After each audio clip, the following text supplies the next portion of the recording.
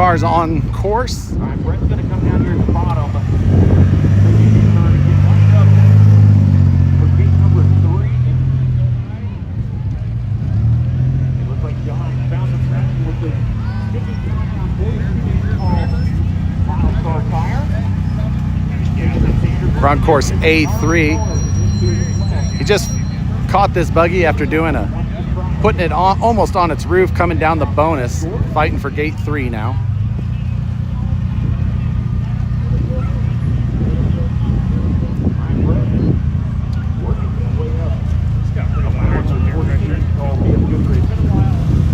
Clean through that gate. Hey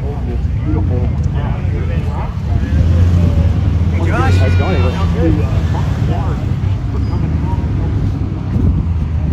See some of the other cars on course getting ready. We got this other gnarly course back here.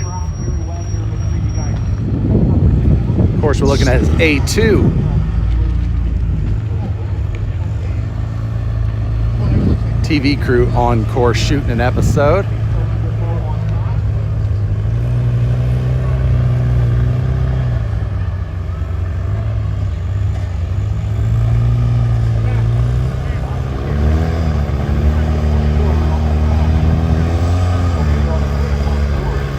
Fighting through a tough gate up there.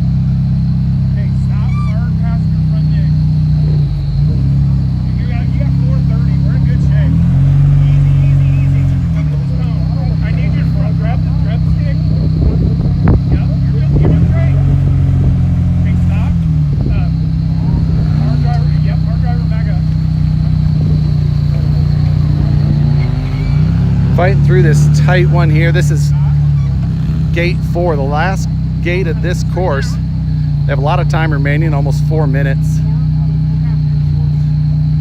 Driver's Alyssa Winters.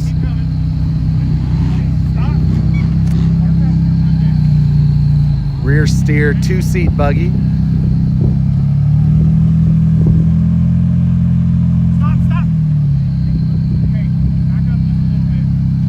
Fight through this tough one. Let's back up to this buggy that was working through these tough gates up top.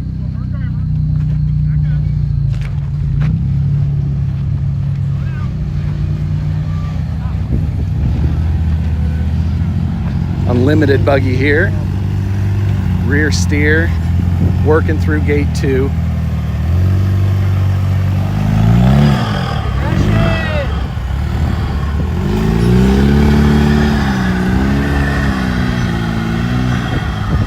Mad Cow Racing.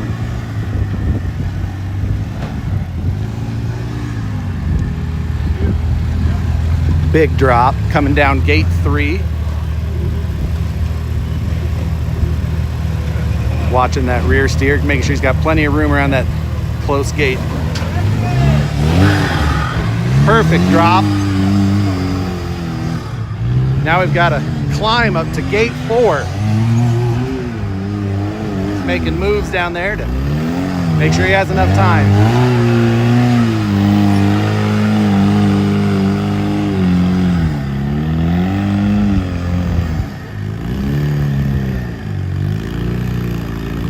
Pulling all the way up top, and he's going to turn all the way around 180 degrees to line himself up for gate 4.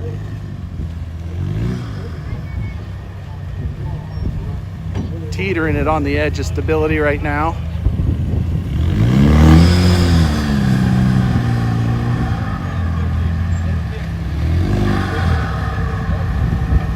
Turbocharged 4-cylinder, making all the fun noises. Using his right rear cutting brake with his air lockers, pivot that car around, line it up for this wildly off camber gate 4. Other competitors are down there in the staging lanes watching him navigate through. He's the first one on course, which has sometimes advantages, but oftentimes disadvantages. He's gonna do the best he can through this point. Maybe take some of the advantage of the fresh courses to use up the traction. This is wildly off camber.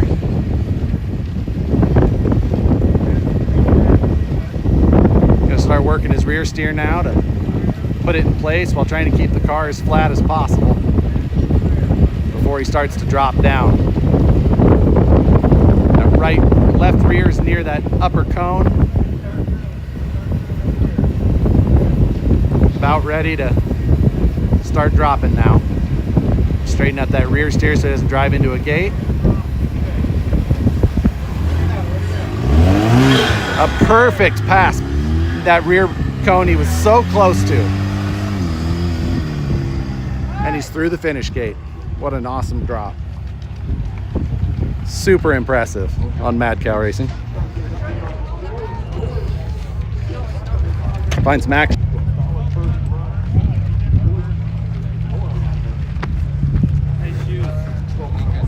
Got a match.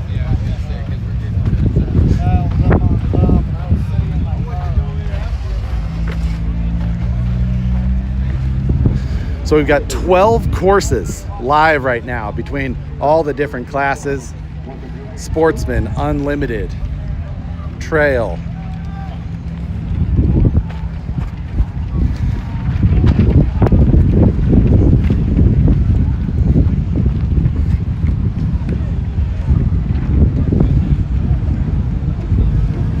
Looks like we got a buggy down there, or what's left of a Toyota, if I was to guess, getting ready to come up on course here. We got leaf spring trucks here, full unlimited buggies, modified Jeeps, just about everything. Great turnout here out at WERock's. First return to Nevada, or WERock's at least, for WERock in some time.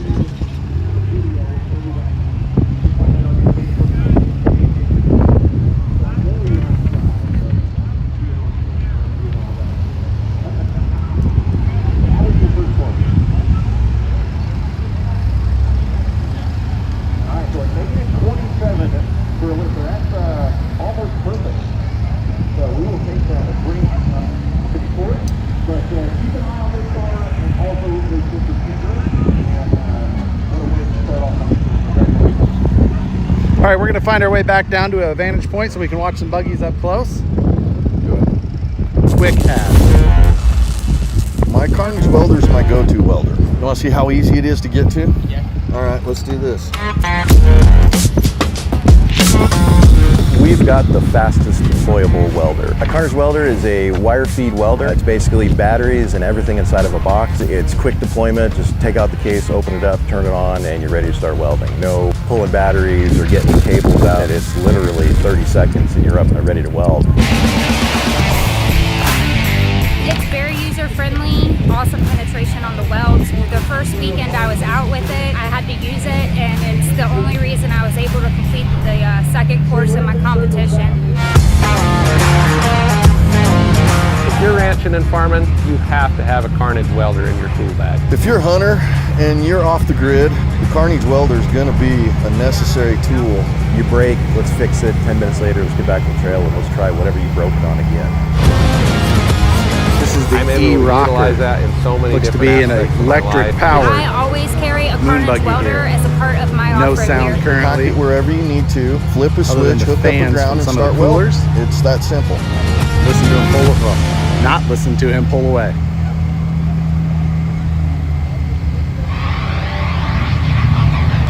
chase checkered flags through dust, rock.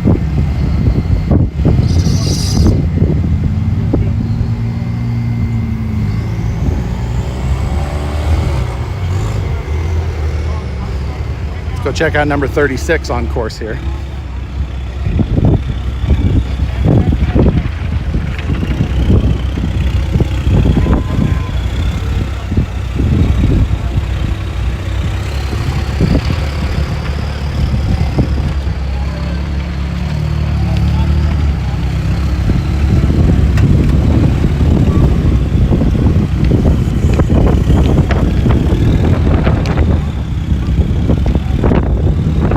Gate 1, we've got a off-camber bonus up there. We watched one of our previous, or we started our live feed actually just after one of the competitors flopped through this.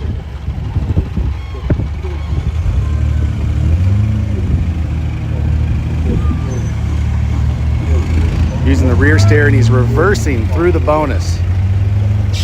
Felt like it was his best approach for this gate.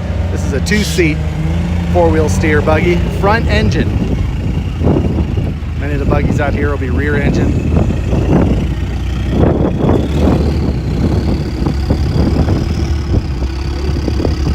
His spotter relaying information to him in the cab, since he cannot see all that much.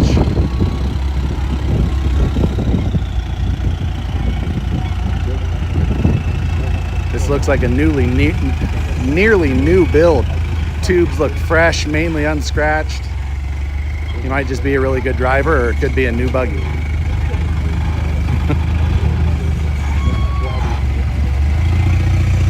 Big drop here. We got 8 or 10 feet to the bottom of this drop.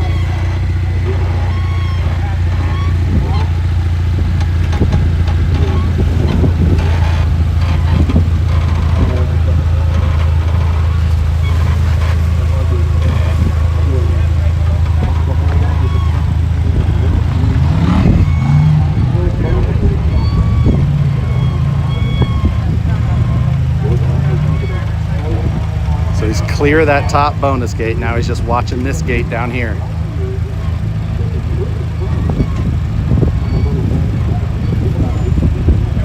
That front tire's getting light up there. So he's preparing to finish this drop quickly.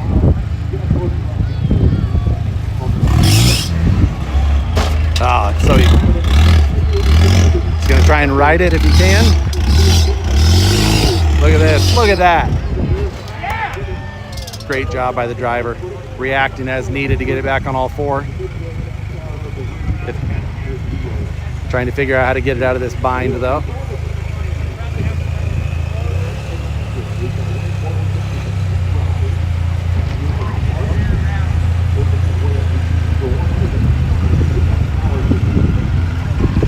He's made it through gate 1, but the one behind him now is gate 3, so he has to make sure that he gets back into the course flow.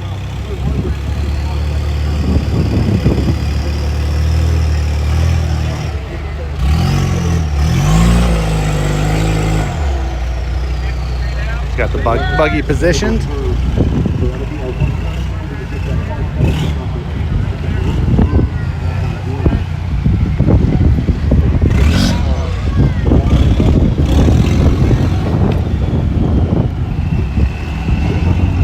Going through these cones up here, which he did not have to do, netted him an additional negative 10 points.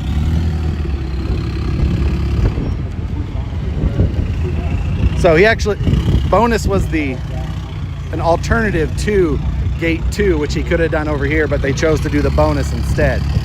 So gives them additional progress points that takes penalties away from their final score.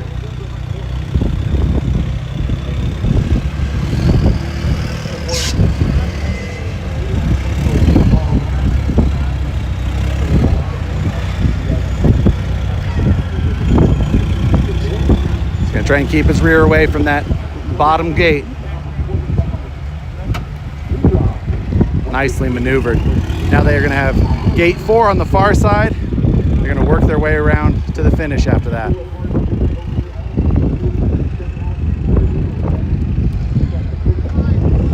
catch the eBuggy finishing up course A2.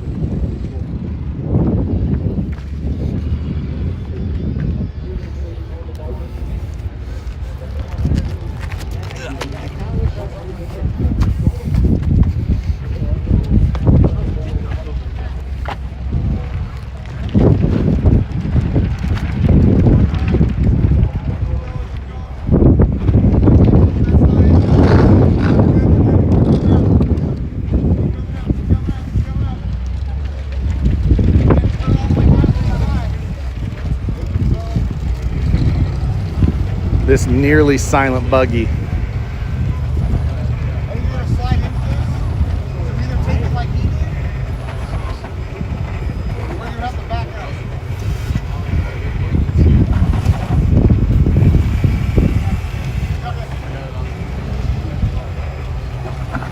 So he's touched the gate, so he's going to have a penalty for that. He's going to get his other rear through though to complete his progress.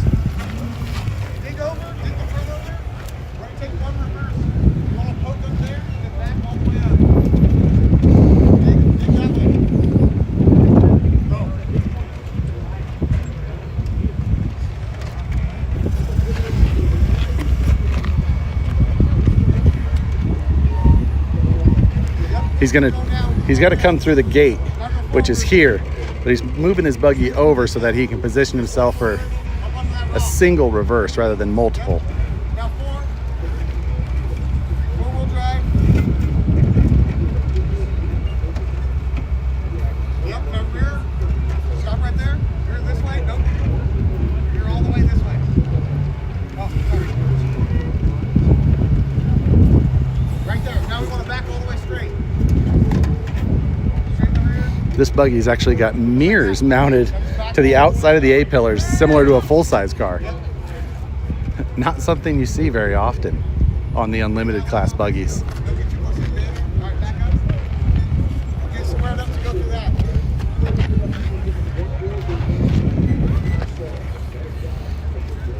And a drop across this. Follows a pretty traditional looking combination of axles and portals, everything except the electric drivetrain. Yep, straight. Just like that, just like that. All the way. There you go. Yep, just like that. Dig up. Or try four-wheel drive. Or you're already in dig. Turn your rear. Yep, you're okay. Hearing that electric motor just effortlessly spin those wheels from 0 RPM is pretty impressive. Yep, you're good. You're good right there. Front my way. Go! Apparently. You're good, straight. Yep, just like that. So spotter didn't see him coming, hitting that cone. I need to get out of the way.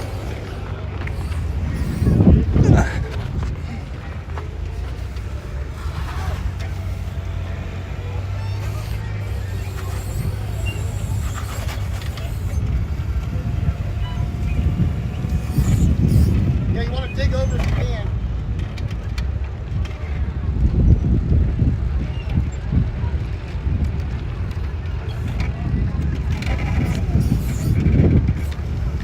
Is your rear unlocked? Yeah. Okay. I just wanted to just roll. You're good, just like that.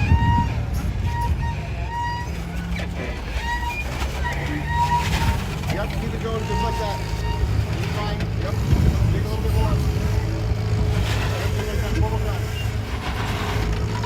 Four-wheel drive straight in the rear. So inside of this eBuggy, there's also going to have to be an electric motor driving the hydraulic pump to make sure that the steering works, because they're still running traditional hydraulic steering.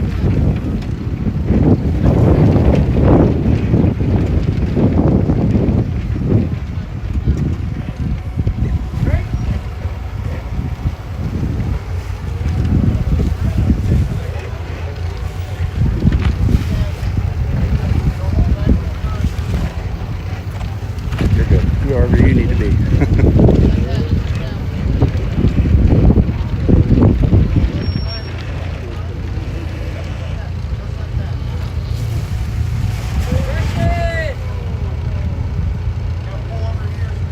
drop.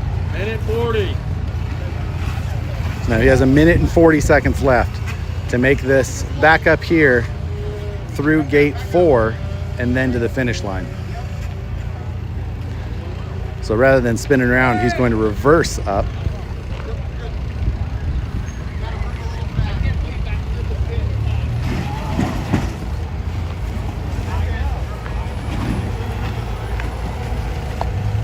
The effortless sound of that electric motor is pretty wild. He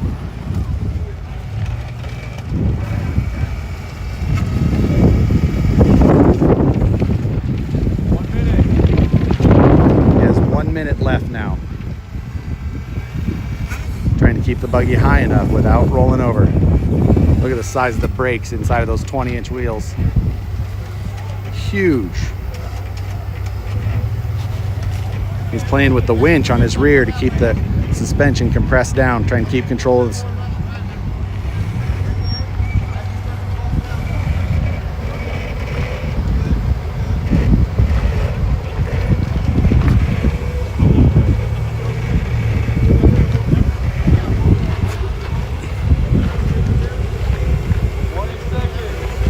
seconds. 20 seconds left.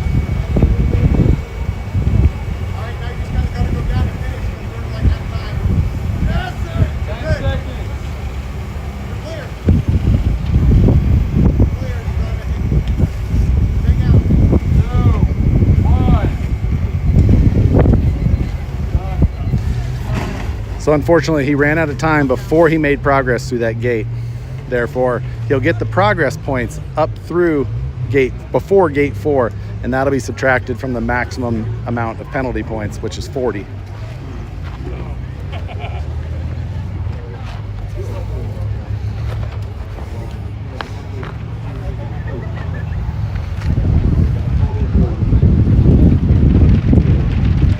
It's mud and worse.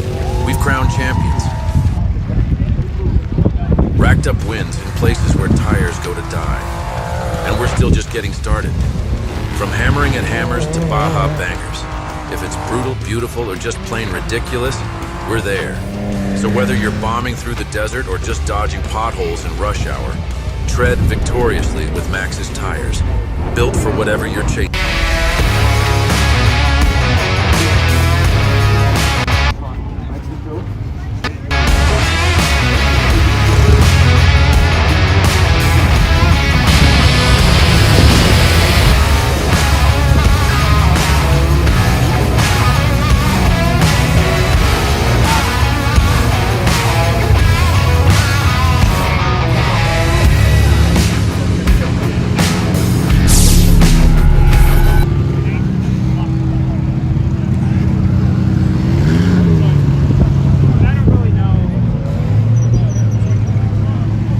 All right. I think we're looking at what's left of a Cherokee here on course B2. This course has a start gate on this side, and the finish gate is on the far side of the course.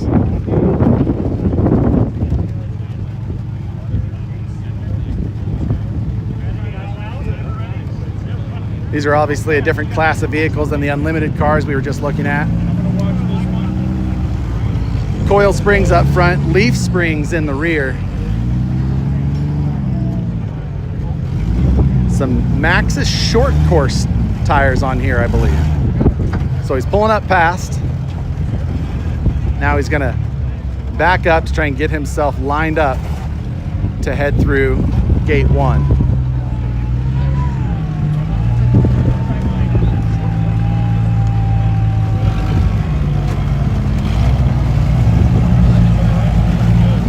Those short course tires are a super sticky tire actually, so oftentimes can work well on rocks like this.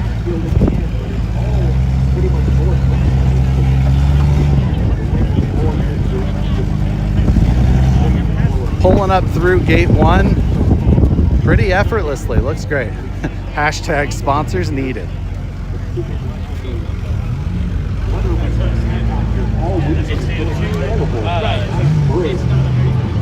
Of 100-degree temperature. We came out here with the intentions of it being 100 degrees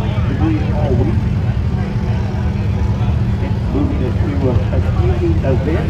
Yeah, he's not going down there. But the great news is all of our West Coast contenders get a little bit of flavor of what we just completed. 20th anniversary event out in Mason, Tennessee under the lights. A great time. We absolutely love it. The crowds are amazing. They're making the switch here to WERock. We have not been for over 20 years here. Clean navigation through gate 2. In Reno, Nevada. Thank you guys for coming out and supporting us. We've got what's left of the Cherokee. I was questioning myself whether or not this was what was left of the Cherokee, but Jake's saying it on the announcing, so I'm gonna go with it.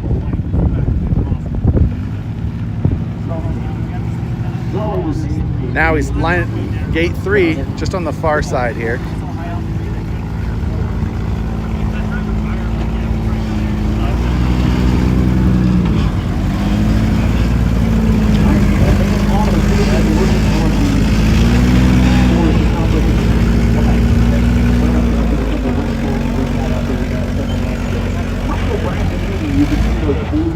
Driver and spotter are communicating with each other on the radio, trying to make sure they clearly know where everything's at. Now he's got to get himself,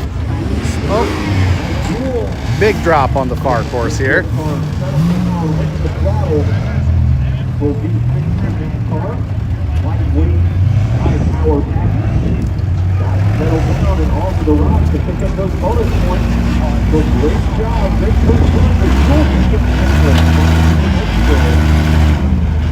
Fighting this car in a bind.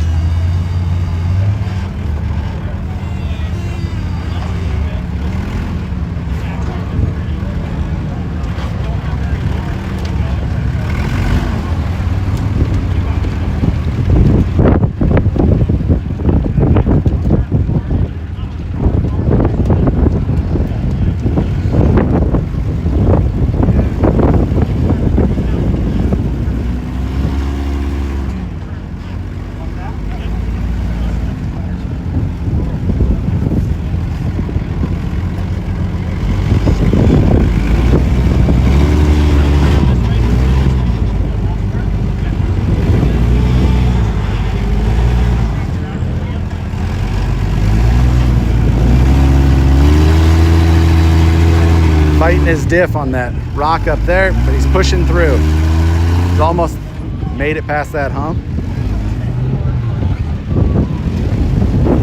Now all he's got left to do is exit the course.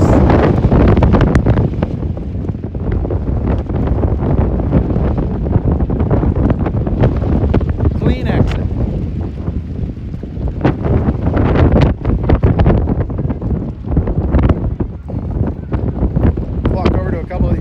Haven't seen anything from yet. See what kind of action's over there.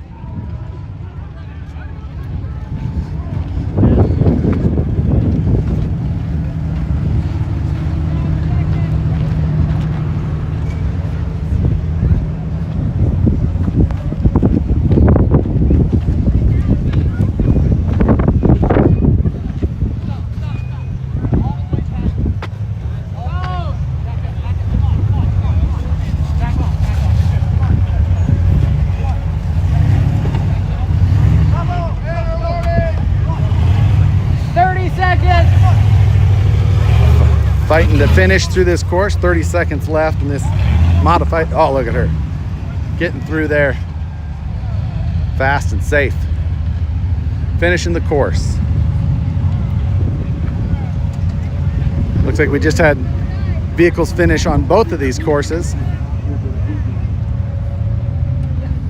Make sure our next one's staged. Great looking buggy there. Go find some more action on course after a quick message. My Carnage welder is my go-to welder. You want to see how easy it is to get to?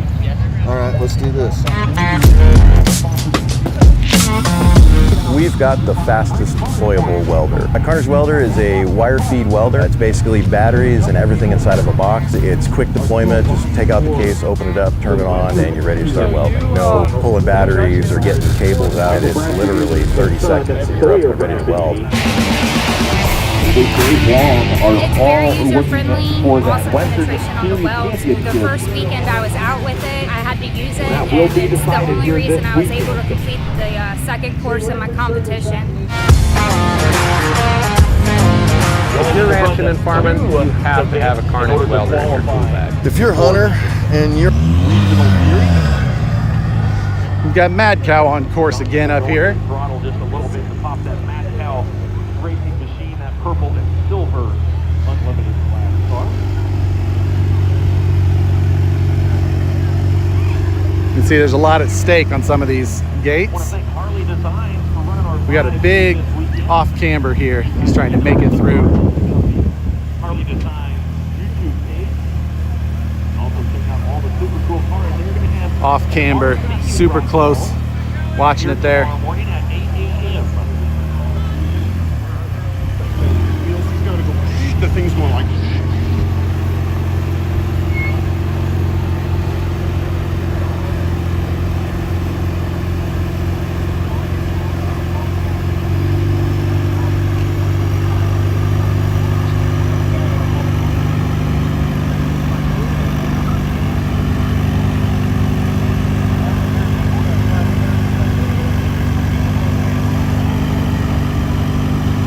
Trying to make his decisions as carefully as possible while feeling the car, what it's doing. We had the other gate is tucked in behind that wheel right there. He's maneuvering around it. You can see how close it is. Using that rear steer to duck around it. Safely getting in position past that. After this, we've got the big drop options again.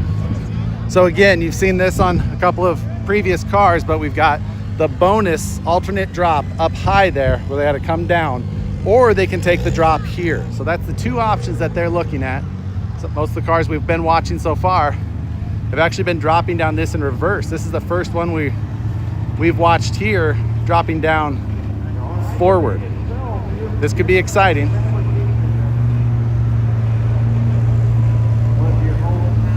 His spotter here to our right, gonna be trying to give him the best instructions possible. Hopefully they both know the vehicle well.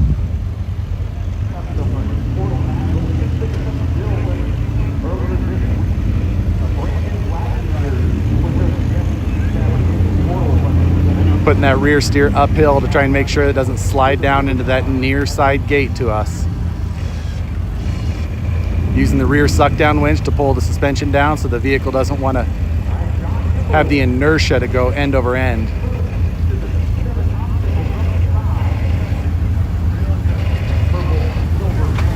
Sliding. Oh, that rear is up in the air 2 feet. At this point, he's trying to be as careful as possible. Letting his rear winch out to try and let that settle. Now he went back in with it, thinking that might help as well. It's very unstable right now. This is a nerve-wracking spot for spotter, driver both. Trying to maximize points but keep everybody safe.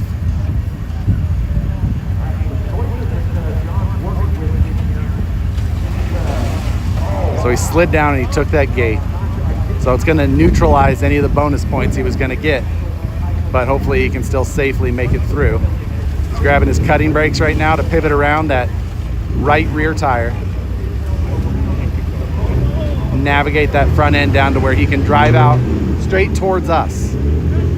Right now we've got myself and a number of other cameramen down here shooting some video for the event. We'll all most likely be running here shortly.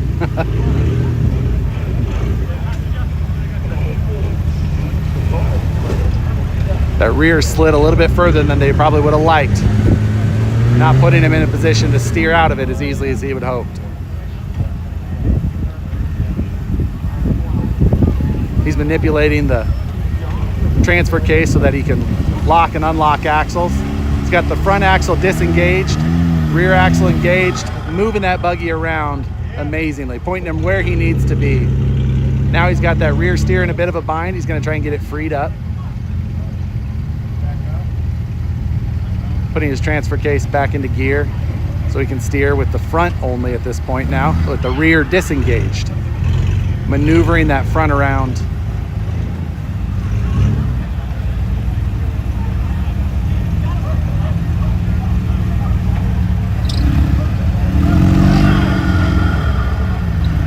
Working the throttle and brake both at the same time. He's got his front air locker locked now. He had it unlocked. Just skimming past gate 3. Beautiful job.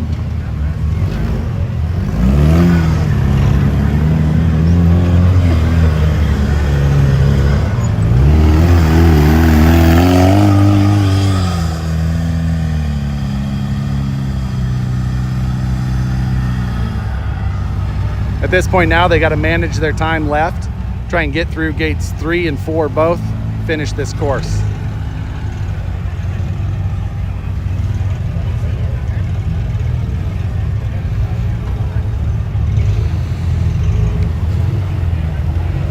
They do have another option for a bonus up on top of this null.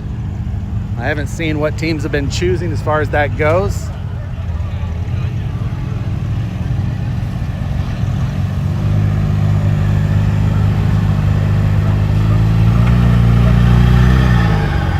He's trying to make sure that he doesn't hit that far side gate, but he's in a pretty gnarly spot.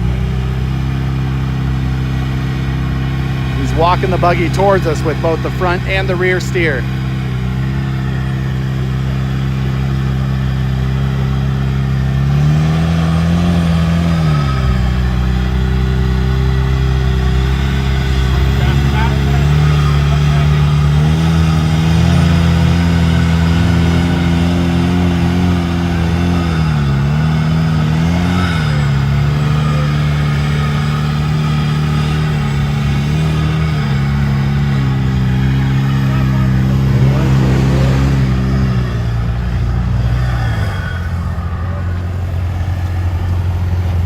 So the spotter now has clipped on a rope, which this is a spotter strap, which is different than a winch. So the spotter can apply the pressure.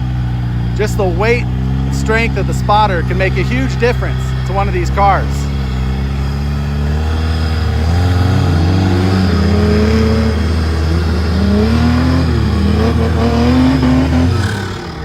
Looks like it was enough to get that car climbing up. Spotter put his whole back into it, I'm sure. Now he's unhooking that spotter strap. They're gonna work their way around. Hopefully they have enough time remaining to finish and make it through.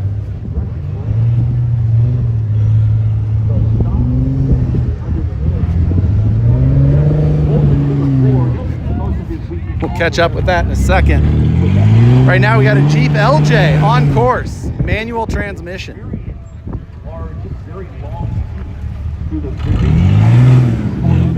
The added wheelbase of an LJ, not always going to be helpful in these tight courses, but can help in the climbs for sure.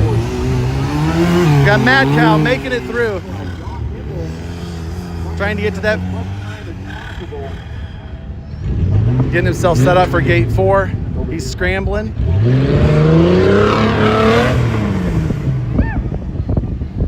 He's using everything that LJ's got inside. Now this isn't just any normal LJ. This is a portal axle front here. I believe that this is Jesse Haynes. It is. I did remember seeing some content on this. This is a great looking rig here. You can see those custom portal fronts. Jesse Haynes produces.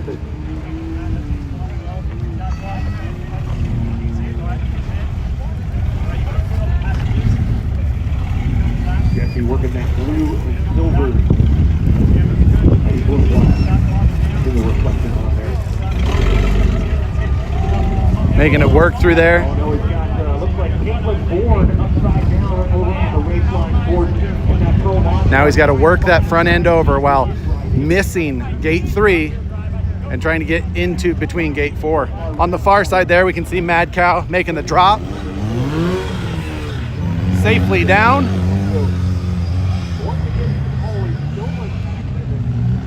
Trying to get, and he's finished. Not sure how that was on time, but looks like he was boogieing, so hopefully he made it safely.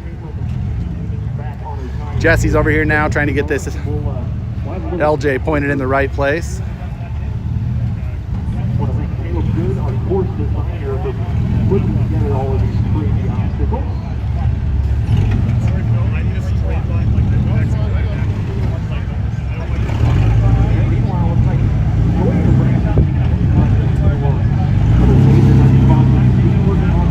Trying to work that front over. He's in front drive only currently. Working his transfer case. And again, his manual transmission. 3 minutes remaining. He's got gate 4 and the finish left is all.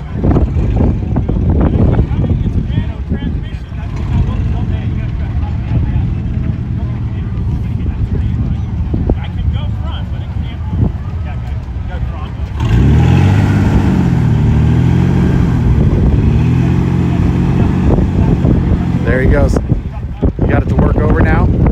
Now he's gonna have to, again, the manual transmission's not the popular choice in this. Makes for a whole nother challenge.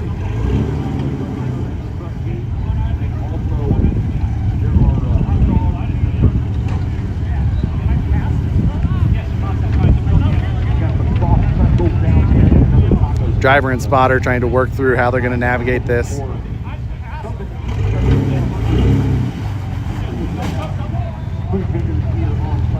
Ended up sliding down, and hitting the cone. I know. I said after I passed it. Right. But it looks like I'm like a happy. Tough spot for Jesse at this point. Tough courses for sure.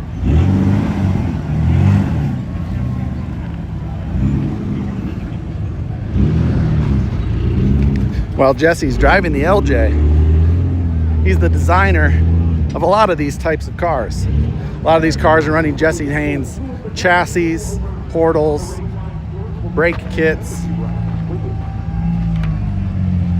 His kits have offered a lot of these teams great opportunities to build vehicles similar to this one here.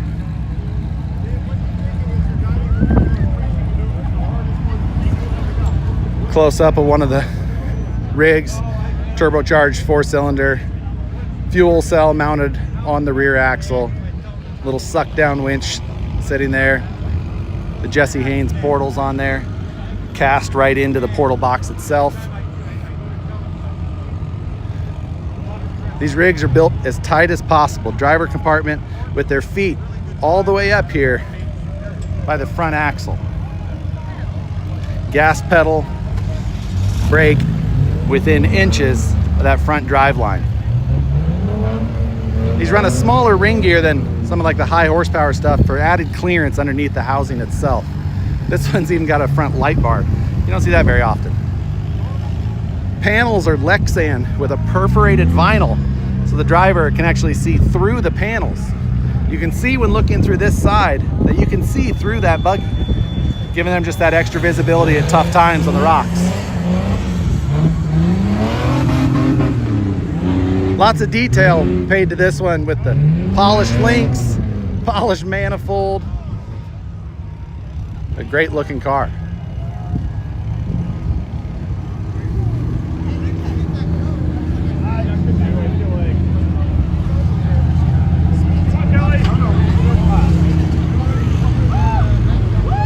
This Jeep buggy here looks like it's driven by Kelly McGregor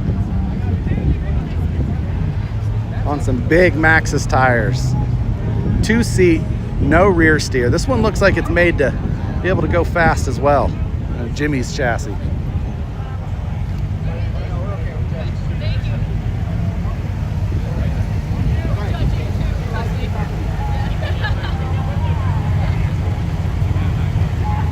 Driver spotter getting ready. Judges are getting ready. They're gonna hit the course here.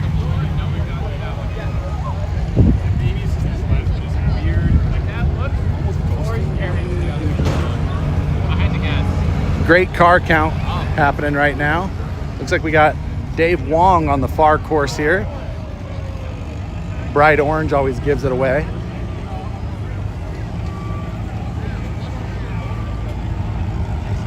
Dave can put on a show for sure.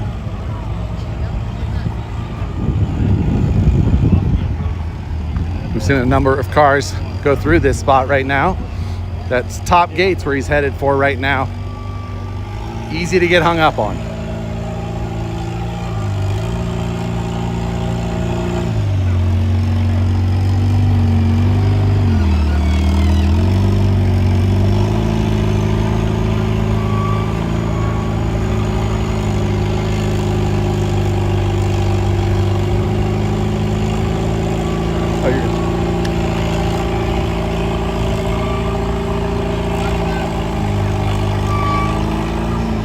Dave's pointing that car where he needs to. He's gonna need to move that rear steer down so he can get past that close gate here.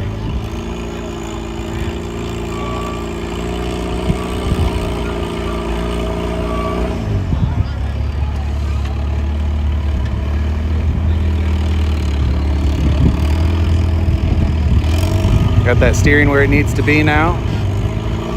Just trying to make sure they can make that climb still. If they push it too far, they're worried about sliding down into the low side gate, which is what we've seen happen a number of times. Just slowly working it. It's sliding downhill, which is the tendency, but it's much harder to make it go uphill. Looks like he's got it's still sliding though, and he's gonna be worried about that far side gate now.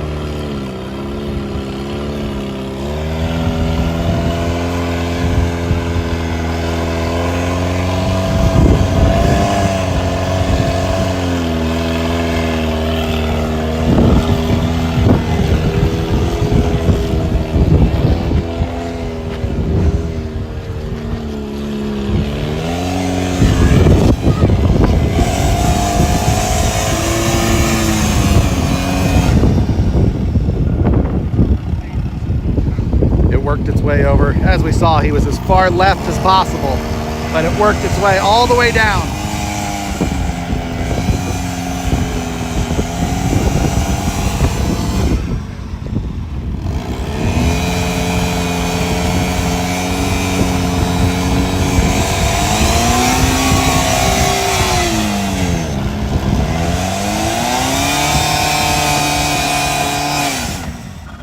Still clean. He's been inches away from it.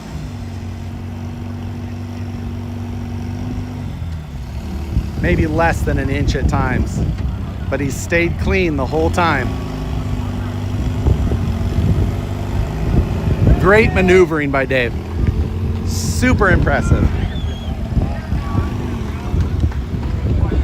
To get through that clean was wild.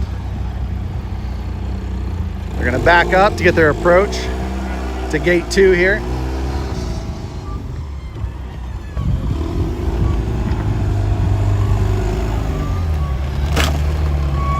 You're right there. You're right there. You're ready to take across the driver's side a little bit. Much better. Let me know how straight you're gonna come across this. I feel like before we get the other side, better off start. There.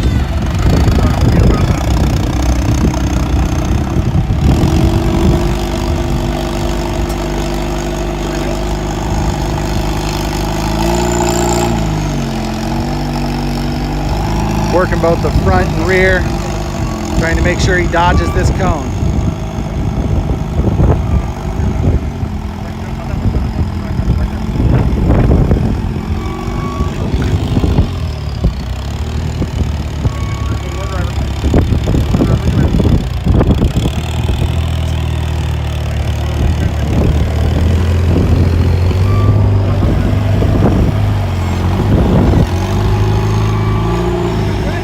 Well executed through that whole thing, knowing where they need to put the car.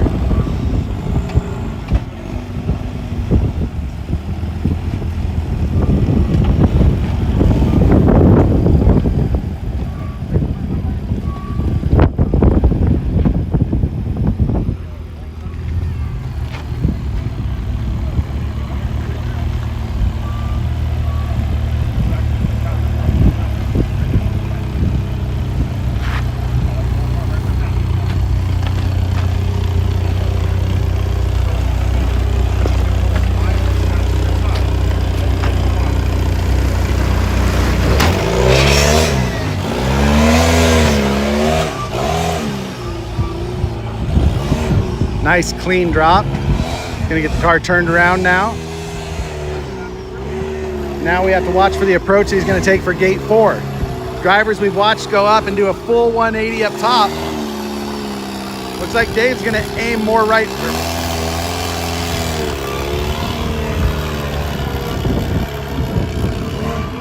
Dave's. So Dave said took a closer line, just going straight up, and now gonna try and back through. All right.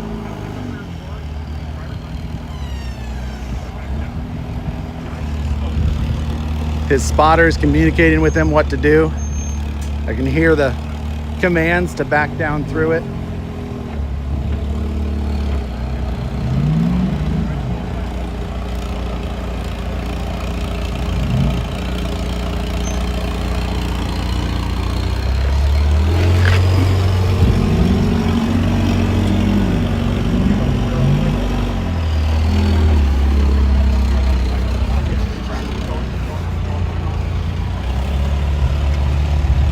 Driving in reverse. Drivers can't really see because they're strapped in so tight that they're just driving by their spotter's commands.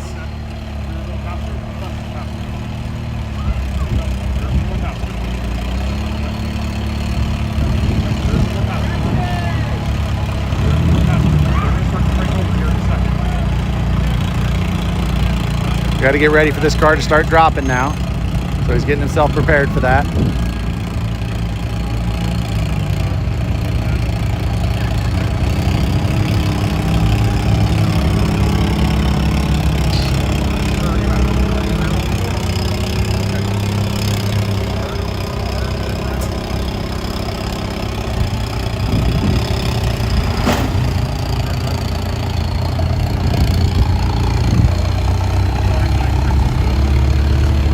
Made it so close to that gate, but perfectly worked it around it.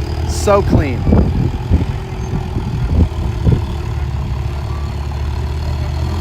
Just making it efficiently through the course.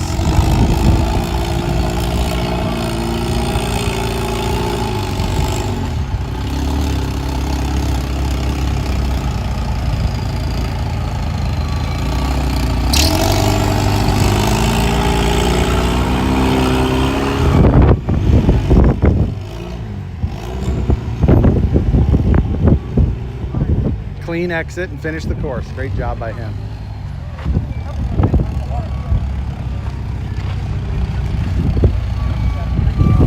Off the grid, the car needs welder is going to be a necessary tool. You break, let's fix it. 10 minutes later, let's get back on the trail and let's try whatever you broke it on again. I'm able to utilize that in so many different aspects of my life. I always carry a carnage welder shit, as isn't a it? part of my off-road gear. Pack it wherever you need to, flip a switch, hook up a ground, and start welding. You know, It's that simple. He drove up beside it and then came through. So he got credit for it? Yeah, you can back through it. You just have to come through it the right way. It doesn't matter We if you chase back through checkered it or flags not. through dust, rocks, mud, and worse. You got all We've crowned four. champions, 'Cause, yeah, racked the up last wins two in is that places one down where there and tires that go one. to die. So, And we're he still drove- just getting started. Yep. Flat. From hammering at He drove hammers up to and Baja back through it bangers. this way. If it's brutal, beautiful, or just plain ridiculous, we're there. So whether you're bombing through the desert or just dodging potholes in rush hour, tread victoriously with Max's tires. Built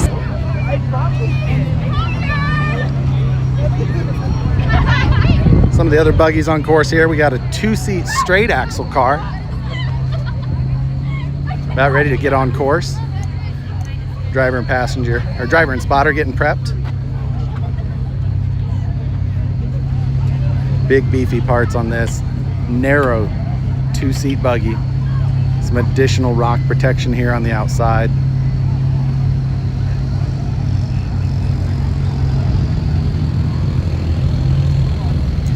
Some of the other types of buggies. Again, a 2-seat buggy here. This is a rear steer car. Another straight axle, non-portal meaning. Front engine on this one. Also front engine on that buggy there.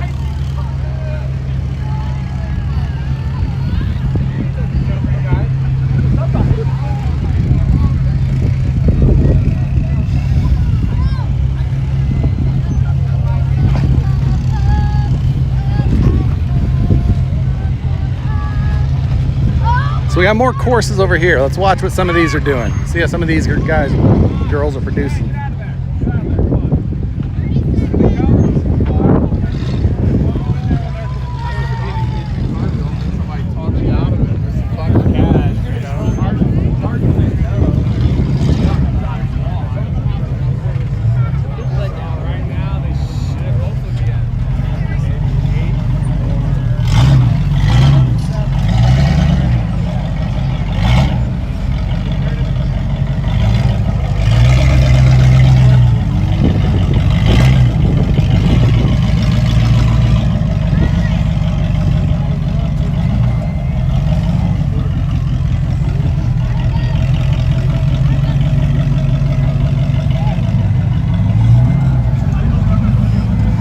I believe this driver just ran out of time, unfortunately.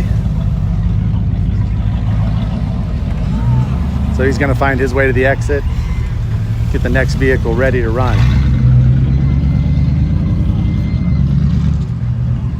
Looks like we got a Toyota finishing up there. Looks like we got the next one in line, possibly sitting over here.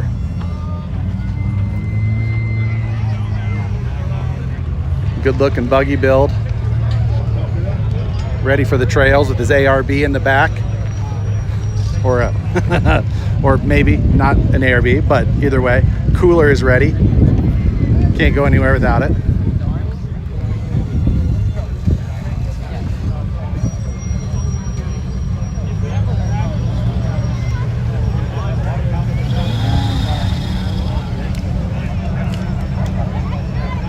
Some of the other buggies up there getting staged for their runs. We got spectators everywhere. So we have 12 courses today, so the courses go all the way down from the far side where we've been all the way past some of the vehicles that you see there. Attempting to make one of the climbs. Now here, about ready for the course, we've got a leaf sprung Toyota about to hit this course. Let's see what he does. This truck has obviously been run a lot. See how well the driver knows his car. Number 129. This looks like a manual transmission as well. Running some Maxxis Trepadors.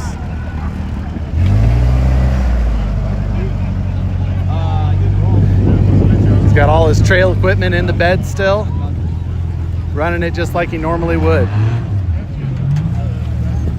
See that modified Toyota axle underneath.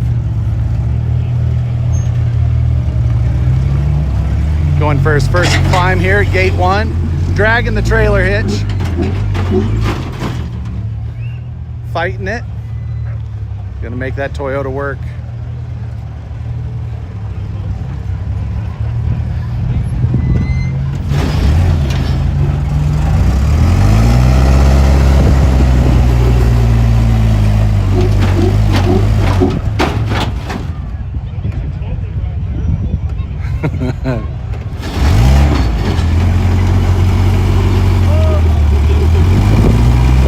Sounds like he hit the far cone. Just gives him some freedom to do what he needs to do to get up there. But his trailer hitch is what's locked in once his trailer hitch gets locked in behind that rock, it's stopping his progress. The car wants to climb, but you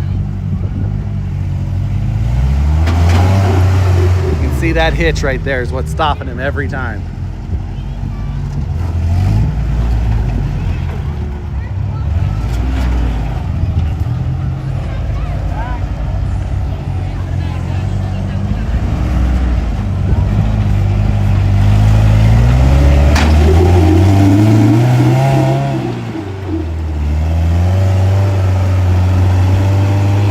Its way.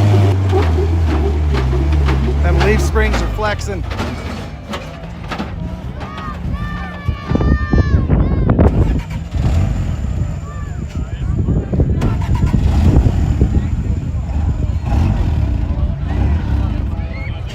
Trying to keep it running. Using it pretty hard. Unfortunate. They're gonna have a little bit of problems on that. The clock keeps running while they're attempting that though. This is going to be the extent of my internet coverage though, so I'm gonna have to move this way so we're a little closer to everything. See what's going on course B. Let's see, B1.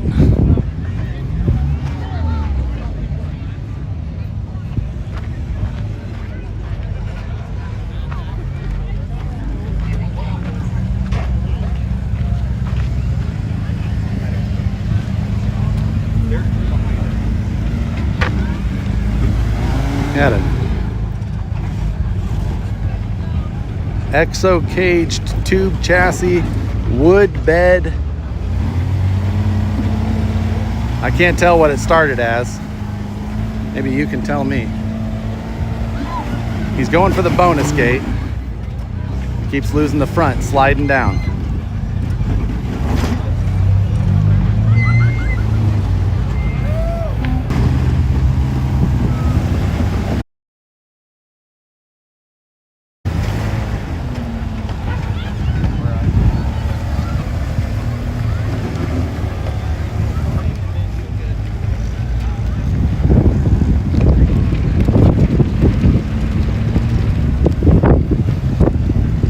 Decided to go around the bonus, head for gate 1.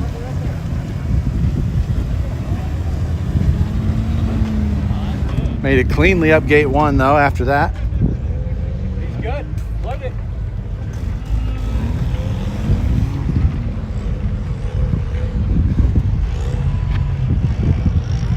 Yeah. Because it's The exciting stuff. yeah, and also and to me they pay you to be the bigger show. So I got no problem with that. Which one's he? For whatever you're chasing. Oh, that's the old standard.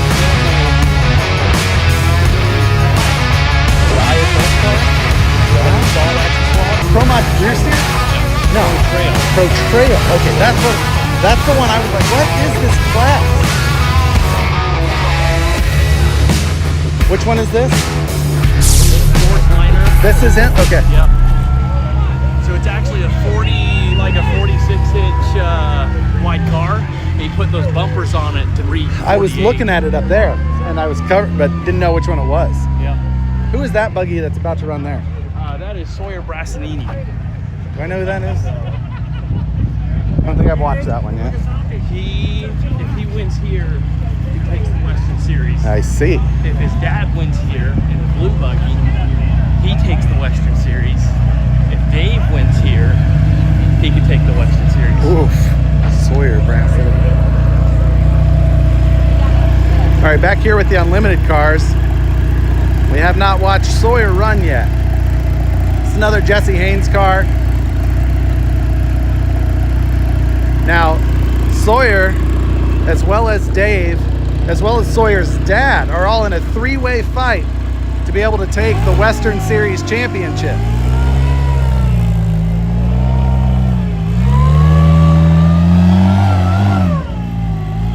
So all three of these guys doing everything they can to win today.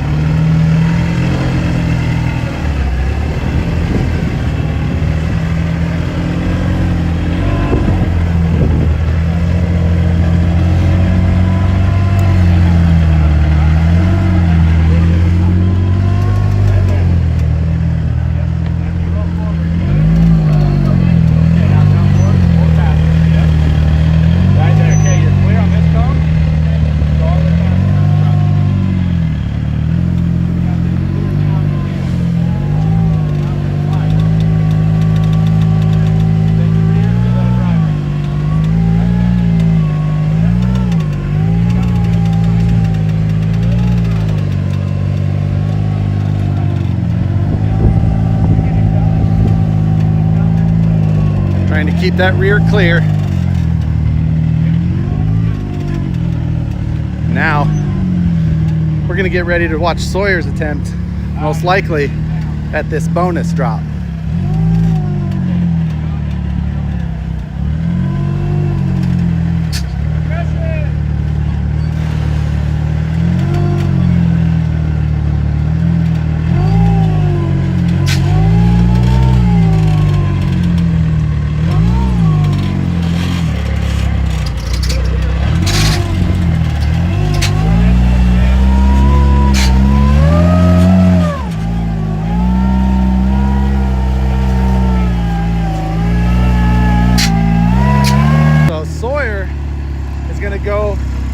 the standard gate 2 rather than the bonus that we've seen other people doing.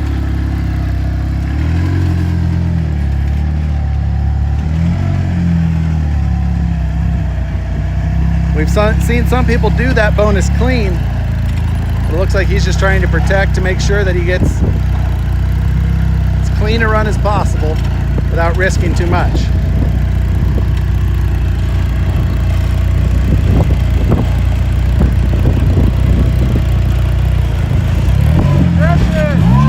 Nice clean drop down 2.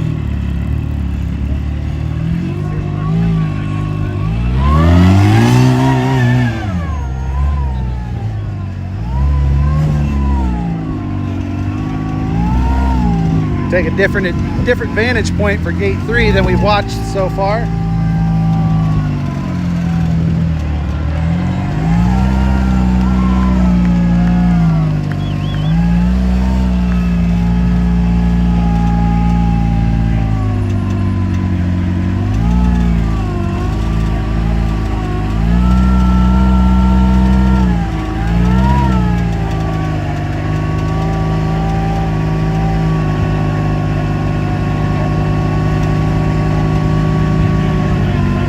Got a nice clean approach through gate 3.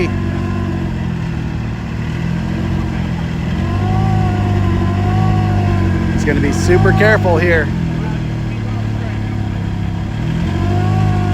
He's made it clear past 3. We're going to watch what they choose here. They're going to choose to go the standard gate 4.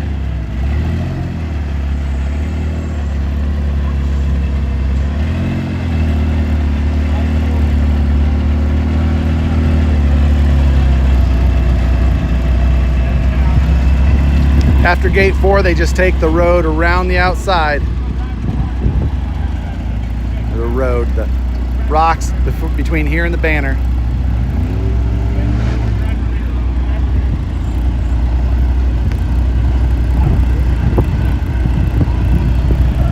We're gonna watch him disappear behind that rock.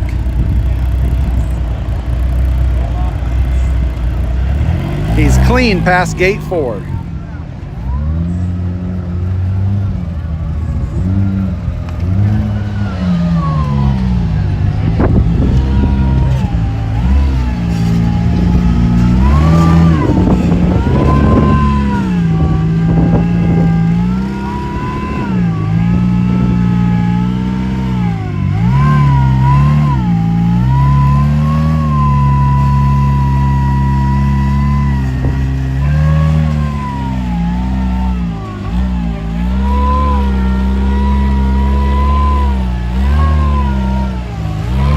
So this bonus that he's going for now is an optional additional bonus.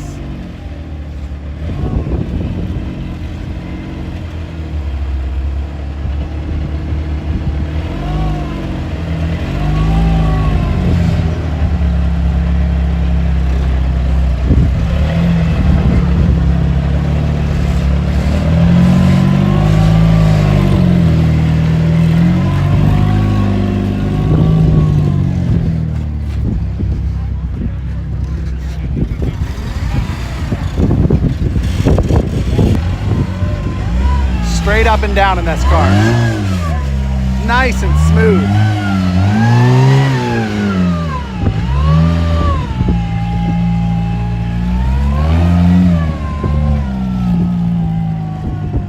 Super smooth through that course. That drop was beautiful. Looks like we're gonna get a chance to watch Dave Wong on course again now. They're going to be getting prepped, making sure their comms work.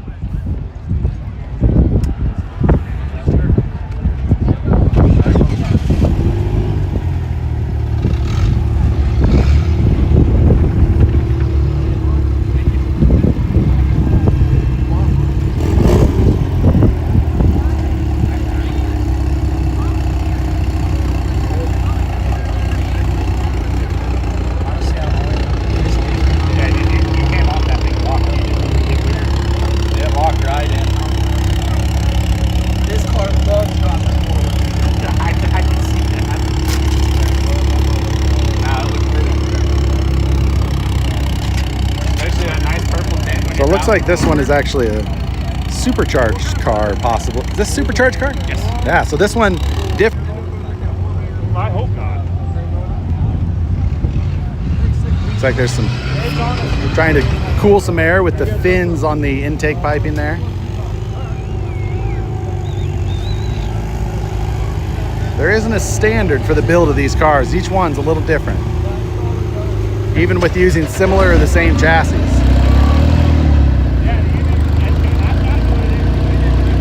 So as we mentioned, Sawyer and Dave are both going for the Western Series title, as well as Sawyer's dad. So Dave was watching intently as they finished their course. They ran the whole thing, try and make sure that they do as good or better if it's possible. They didn't do the bonus, so it leaves those points as a possibility for them.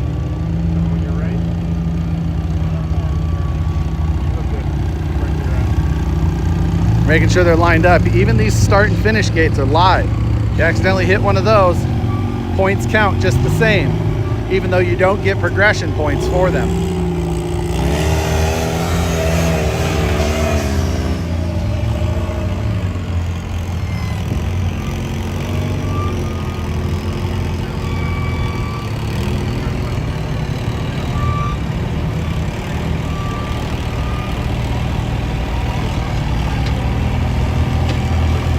We've watched as the competitors have each come across this gap. You can see how he just sucked the front end down, try and keep it as planted as possible so that that front right didn't start to come up in the air and lose his weight transfer.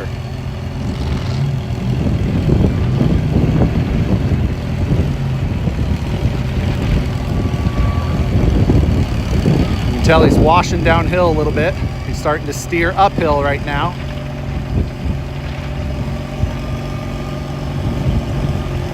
We've got competitors here on all different types of tires. We just saw one go through on some BFGs. We've watched a number of cars on the Maxxis. This here, I believe, had a go.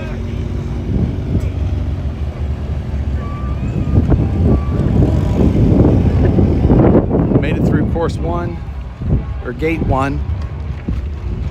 Let's see which spot.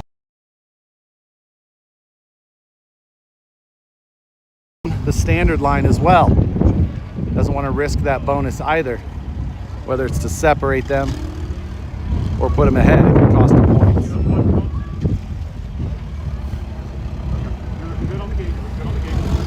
Spotter's down here trying to get as good a vantage point as possible to keep himself out of trouble. Now, even if a spotter touches a cone, like steps on a cone, you can count against the team just the same.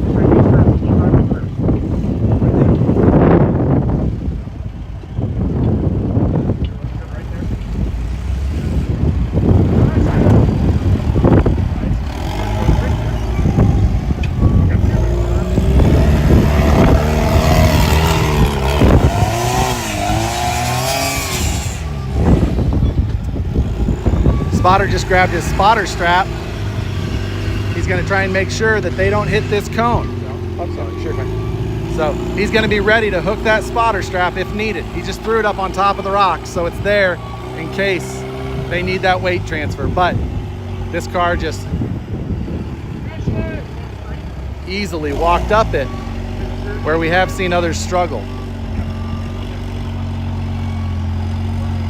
I believe Sawyer drove right up that pretty effortlessly as well.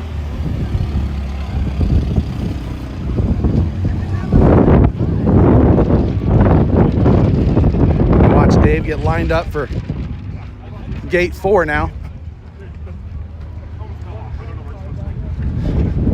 So now the spotter has asked the judges to pause time because a cone has been moved, and he's just trying to make sure that everyone's aware of that so that they don't get penalized for a cone being out of place when they drive through.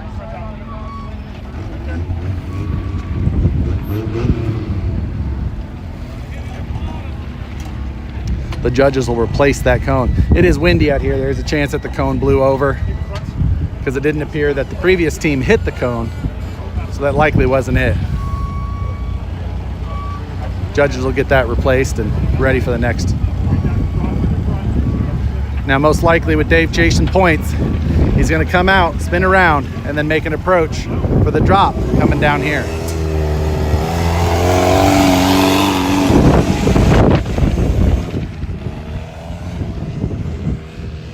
Judge is replacing the cone now, as you can see there. Spotter is ready. We're going to see this car come down this big drop.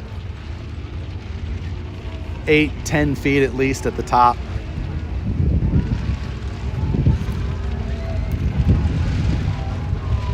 It's coming around the outside of gate 3 down there, since they do not have to go through that again.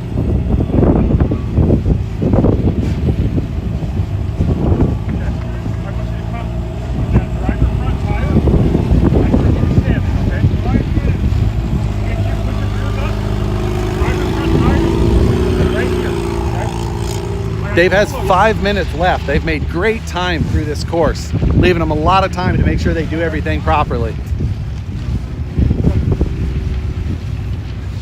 You can see now, getting ready.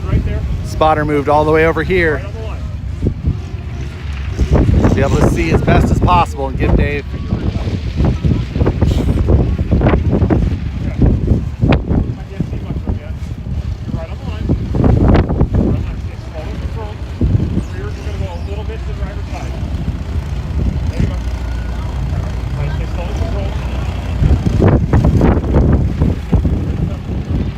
They get that they are planning on it.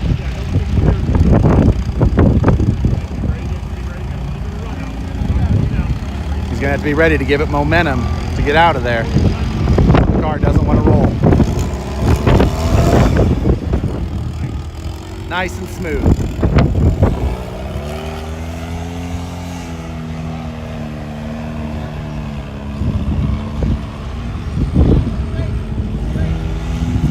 He's gonna go finish now.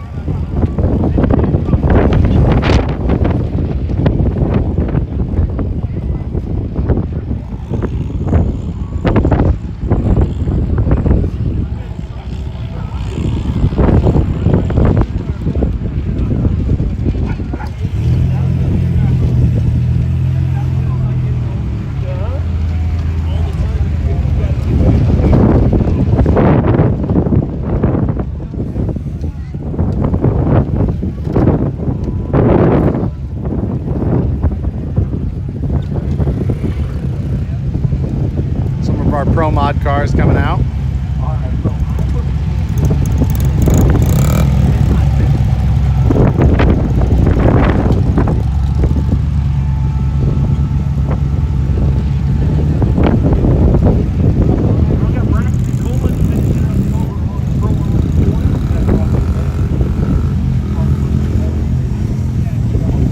So this is a Pro Mod again.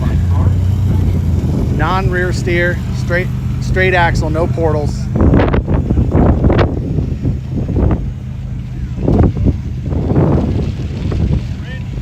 These drivers run on the same courses as these unlimited drivers have been.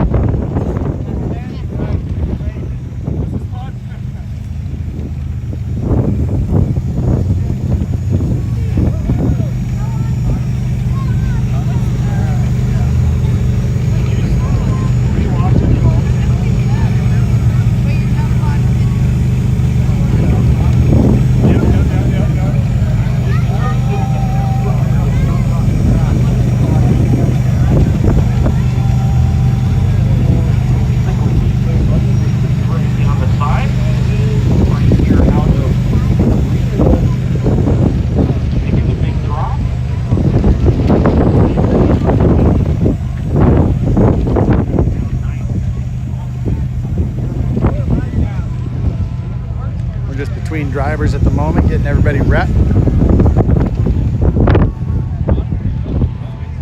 Courses have been good and clear. Haven't seen a lot of recovery vehicles needed.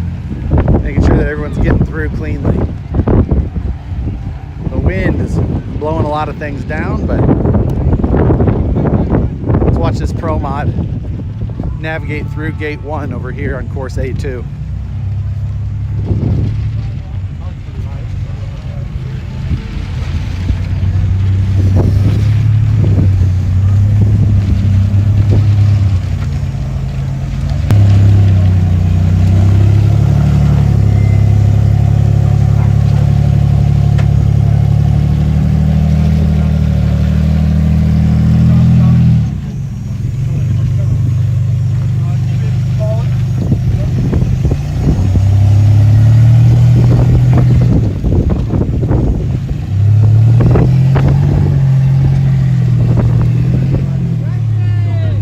Well navigated through.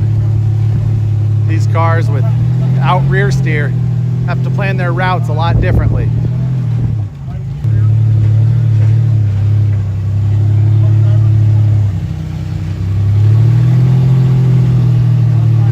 Now we have watched a lot of these unlimited cars struggle through this next part, so doing the same in a pro mod is going to be even harder for them.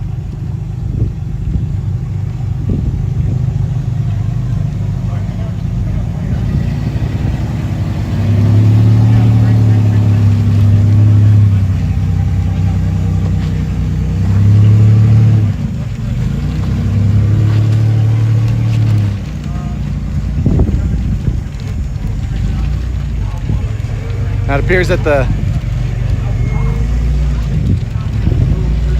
we had those blue gates at the top. Those might have been for the unlimited courses only. The pro mod drivers may not have to navigate those the same way. However, he is pointing uphill. He could be aiming for that bonus that sits at the top there. We're not at a good vantage point for that right now.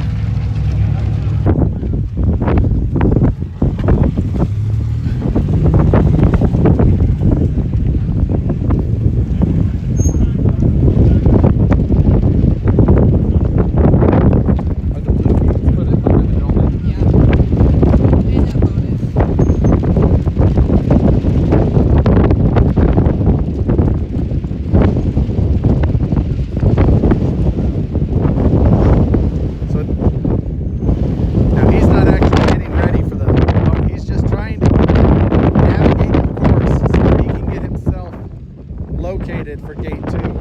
The wind just knocked off gate 3 here. And gate 2. So the judges are going to have to watch that.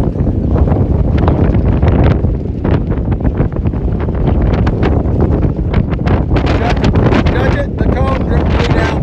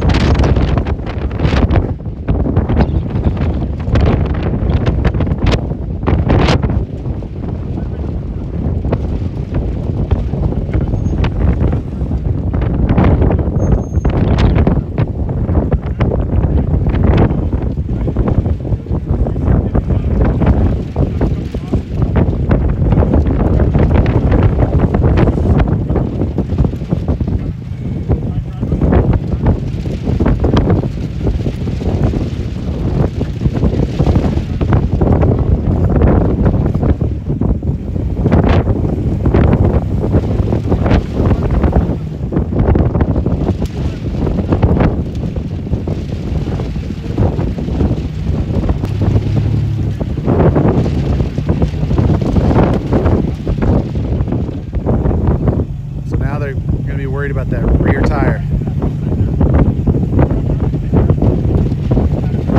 We're going to take a reverse to try and get into a better spot. Oh, no. He just used the dig to drag the rear down instead.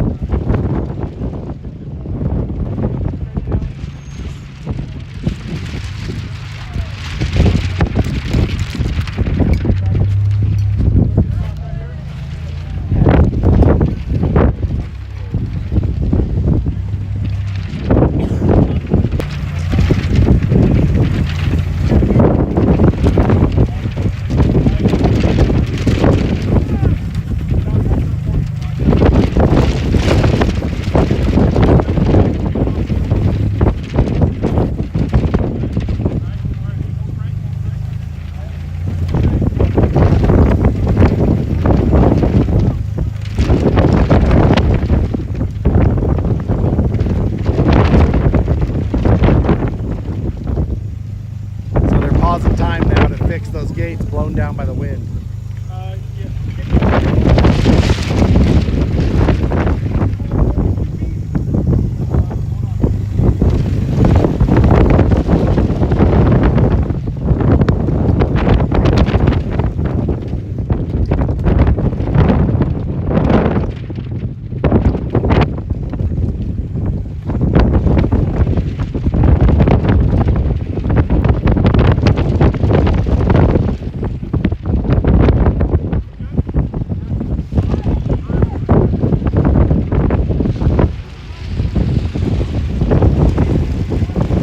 Ready for this big drop again. Oh, a little bit out of shape.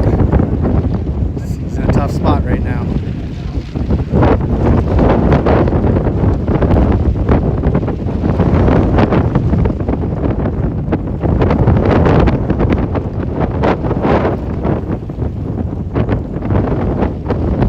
We use dig to help settle that car down, putting it back into four-wheel drive.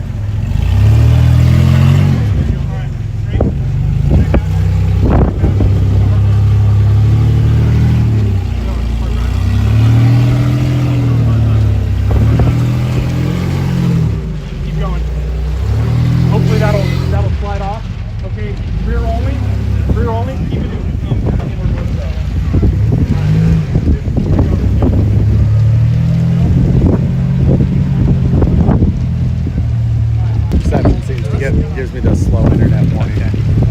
This is Pokey, built by Jason Haynes. This is his the old Pro one? Mod. I remember that. Austin Beck driving. 50 seconds. You want to take this over for a minute? Grab a drink and water or drinking it.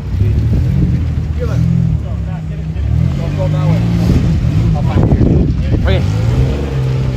All right, with 50 seconds, they're just going to have to shoot for the finish or at least get progression. 30 seconds on the clock. Does not matter if they run that cone over. They just need to get 3 tires through to get -4 progression.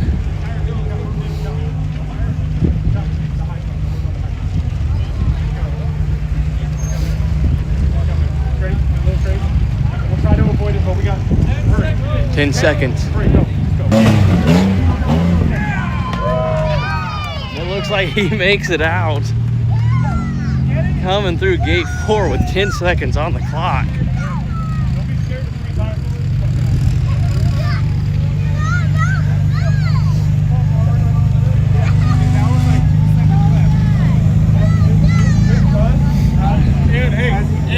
And he cleaned that last gate.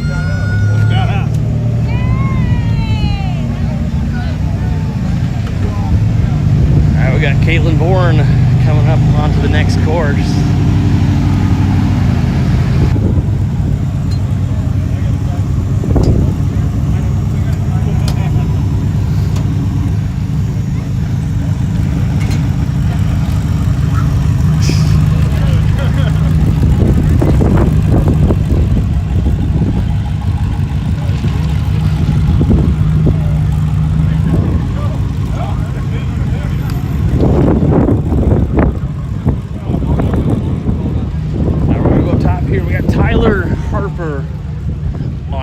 semi-pro trail class. George Liner out front spotting. This 2-seat Ironman car.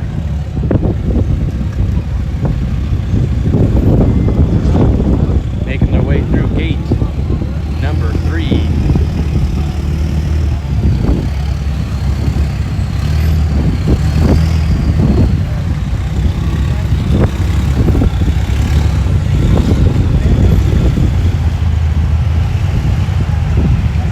Battling Brett Dickey for the Western Series out here at Reno, Nevada.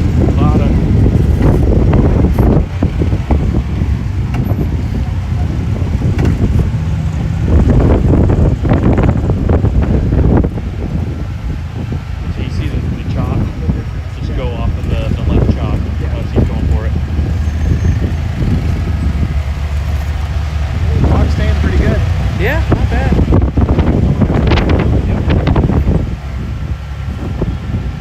Putting this Ironman car all the way up on top, taking a way high line, getting lined up for this very tricky 4-gate. This Ironman car just taking it nice and easy, drop it down, select the rear winch in a little bit to control the chassis roll.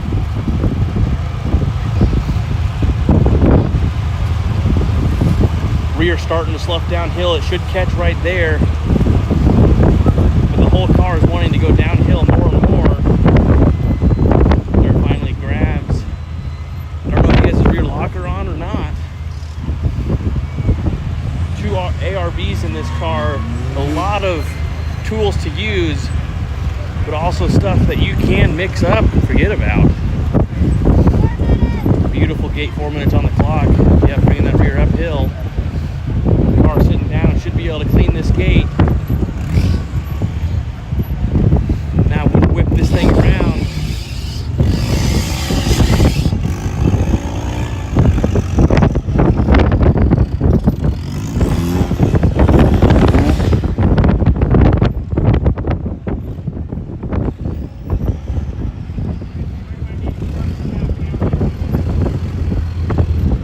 Hey John, you're on course.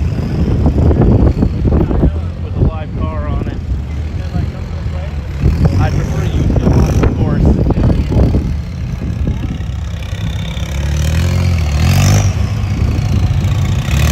About to go, yeah, over there.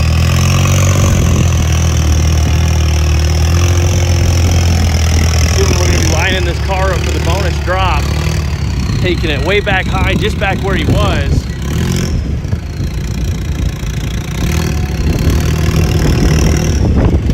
Start to turn this car around and see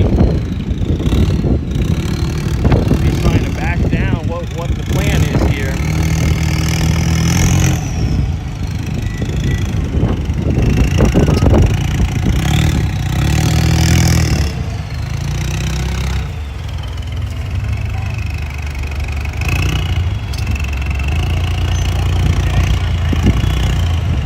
All right, let's get back putting this Ironman car right out on this point. We need to go there. So, how about you where you're going?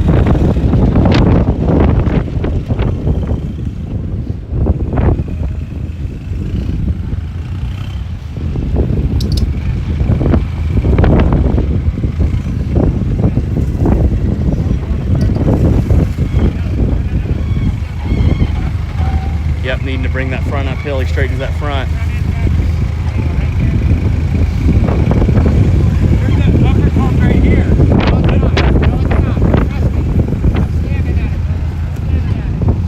Getting a little lost. Tyler in the seat. This car just completely on this point.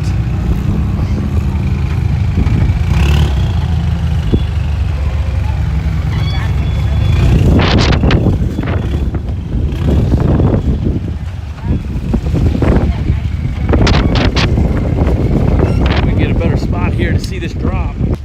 Also not fall down and die. Massive drop. See if we can hold the internet. I heard 1 minute on the clock.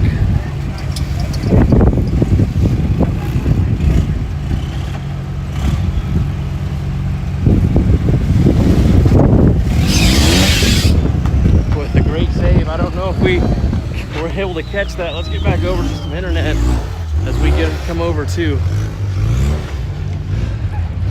Caitlin Bourne lining up for standard 3 drop.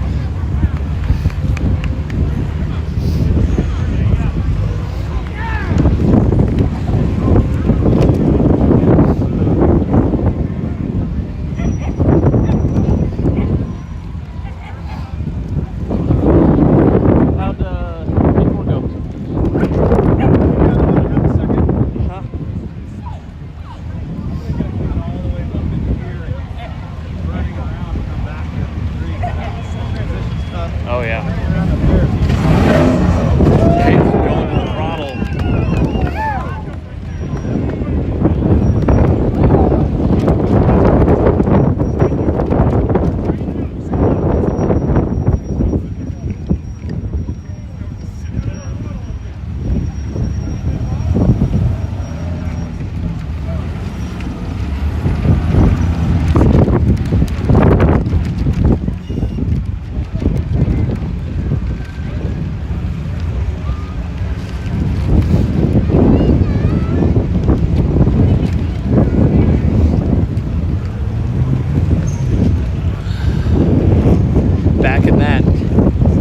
Just Haynes goat built car all the way trying to line up for gate 4 drop. A very tricky side hill.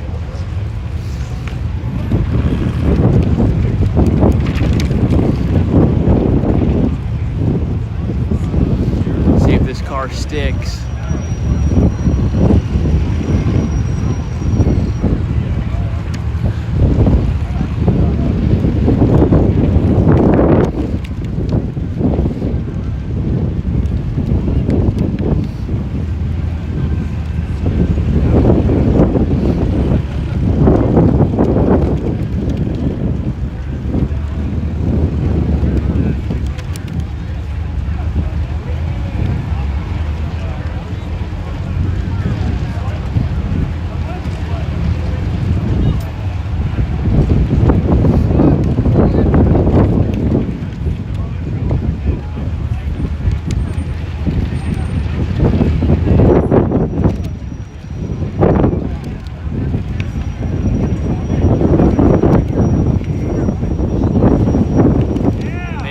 Work of the gate 4 burning that rear downhill.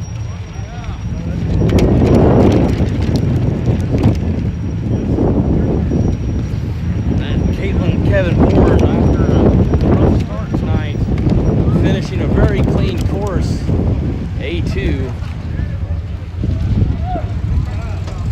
Alright, we should have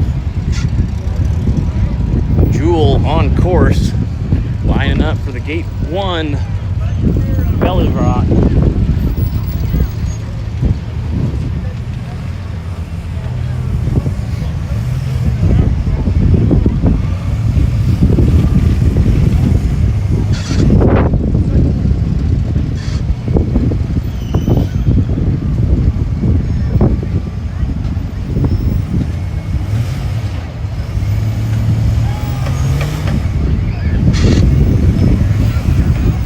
Putting this Brant-Bill buggy, flexing, dropping those ORIs all the way out, trying to get the belly to clear, put those Mickey Thompsons to work. Finally finding the traction to pull the belly over.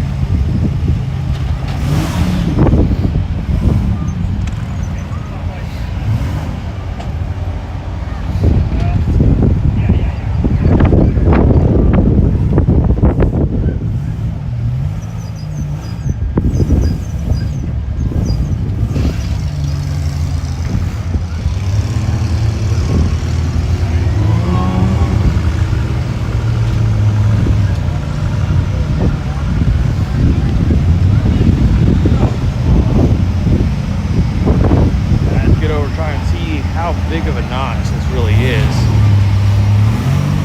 Looks like they are opting to take the standard line.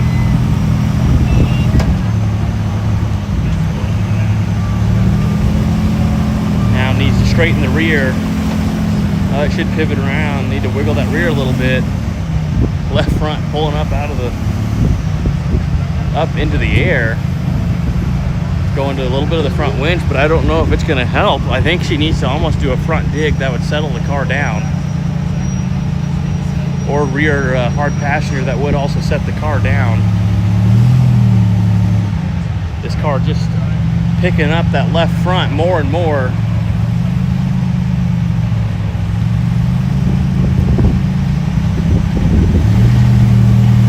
It'll pivot around, set the car down. Now rear, yep, up driver, trying to get around this low 2-cone.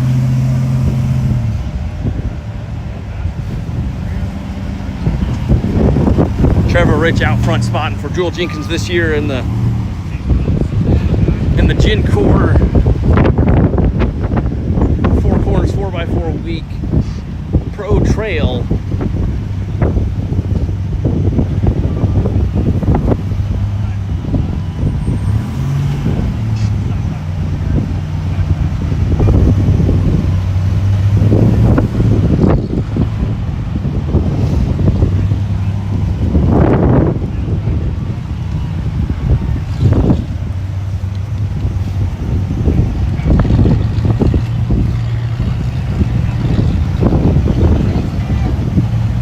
Minutes on the clock, going all the way to the banner to try and help line up for gate 3 here.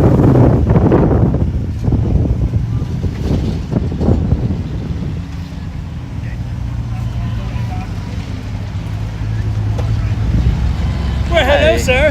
How are you? Fantastic. We're here with the owner of the car, Yeah. Jenkins. How's the day been going so far, or night? Fantastic. I mean, this is the best driving Jewel's done. Obviously, first year in the car. First year really running. Really pushing that front end in there. That left rear is kind of wanting to kick up. Oh, it yeah. should settle, but a quick front only should pick up that front. Oh, Yep. yeah. Just like that, she knew exactly what that car needed to do, settled it right down. Yeah. Hand built chassis. Yeah. Yeah. It's got the LZ9 3.9 liter 904 with the Dana 300, 8-inch portal axles.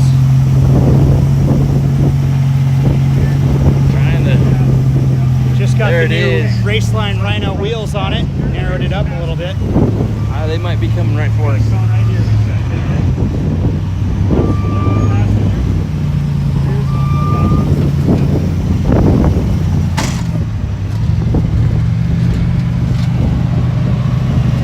Takes a licking and keeps on ticking.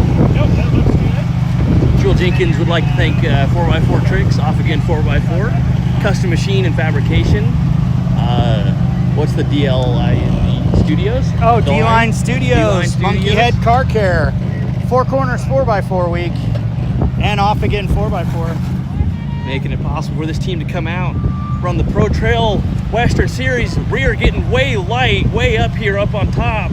But she stays calm, turns the front end, and it settles right. Oh, are we gonna get the cone? Oh no!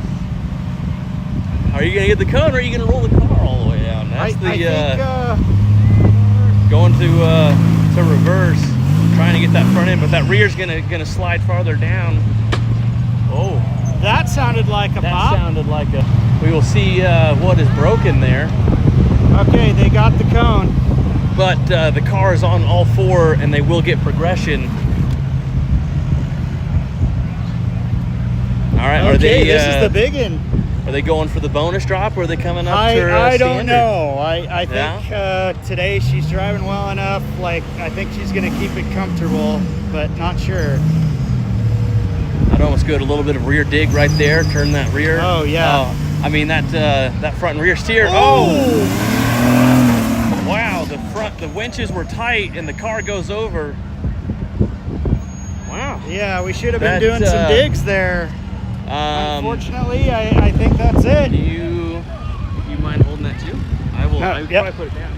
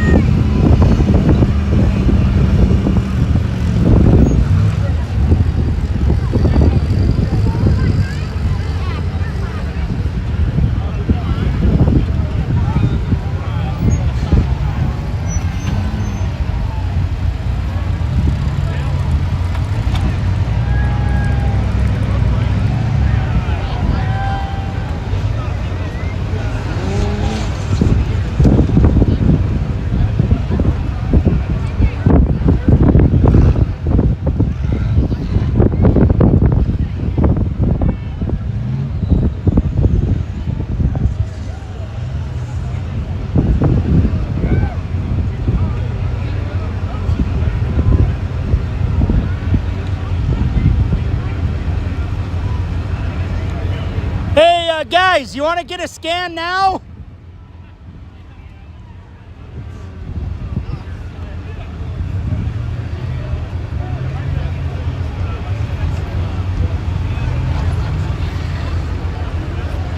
Trevor's trying to just get the snatch block or snatch strap in there, soft shackle, sorry. Let's see what happens here. Hopefully we'll get her over and we can get the vehicle back up and running. It looked like she had her front winch sucked in. Probably should have done a dig there.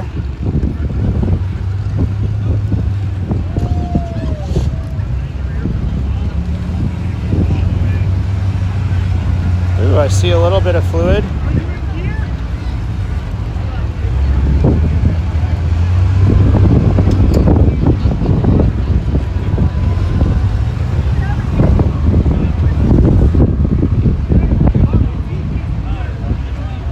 It is in gear.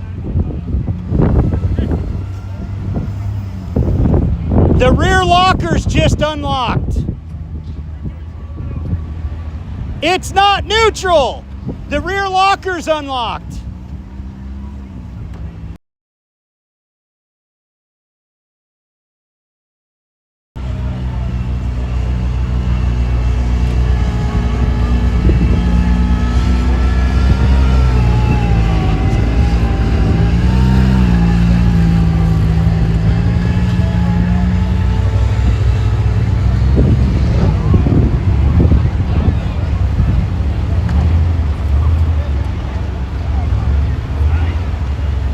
Hey, Trevor.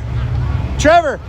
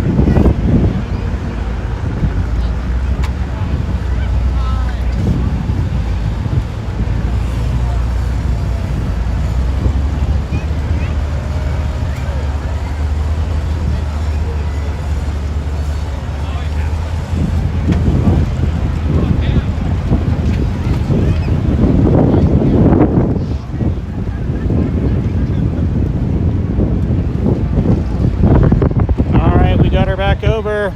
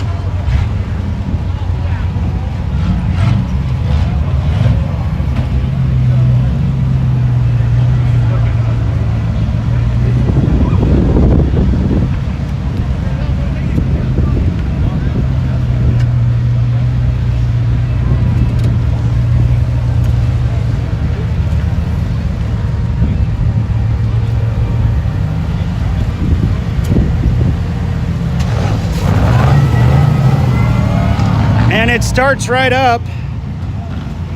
A little bit of smoky.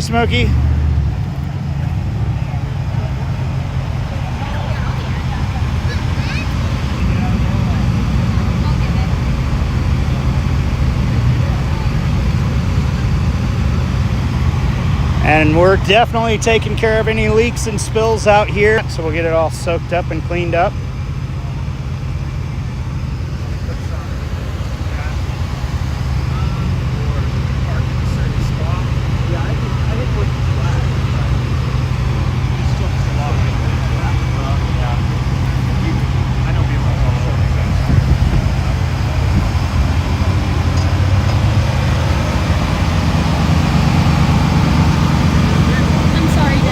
That's okay, you're fine.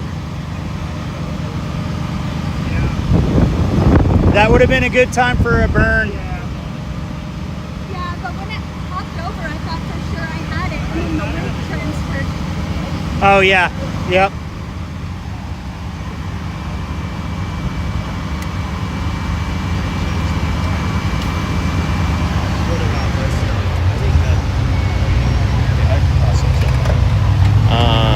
You want me to carry the bucket out? Yeah, bucket. We can lose the bucket, and then we got some stuff to toss it on. Let me go see if I can find my live feed guy that I can pawn this on to. Okay.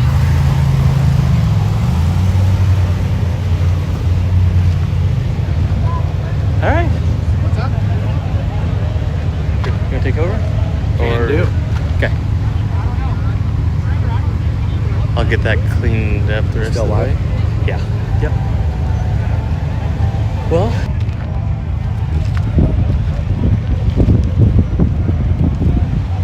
All right, Caleb handed me the live back. Looks like we're gonna be having, I believe this is Mad Cow, back on course. We just got this buggy righted. Little break, making sure they do some cleanup.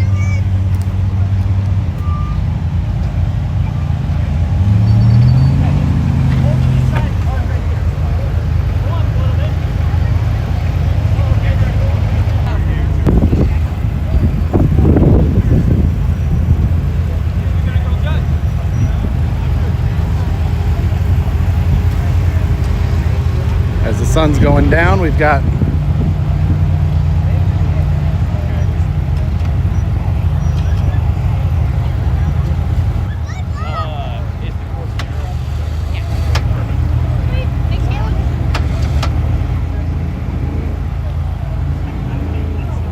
all right, as the sun's going down, it looks like we're getting the rock lights onto the buggies here.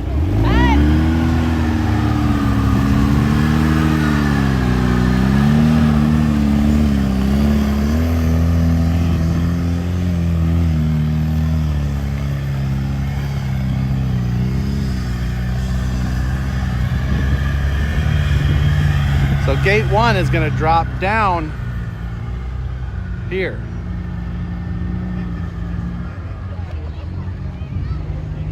Go around the outside, preparing to make this drop.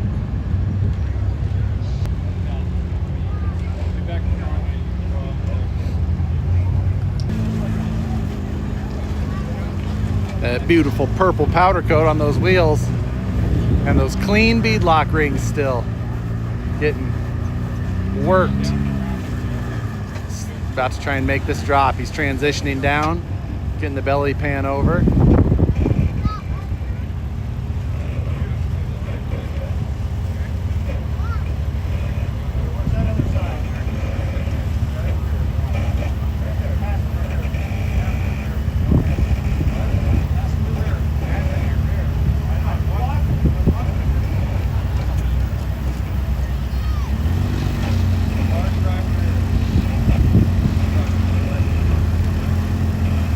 They're watching that top gate as close as they can.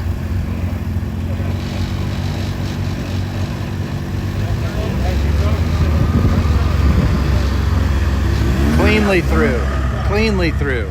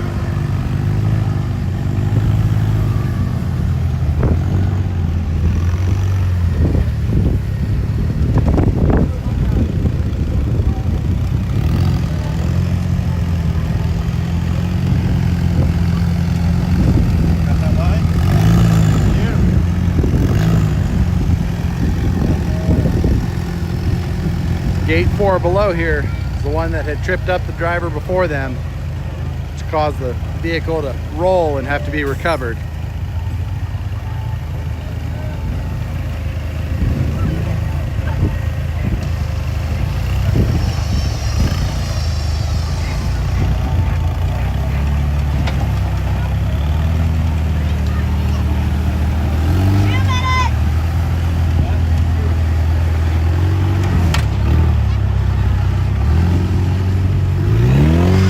Cleanly through gate 4.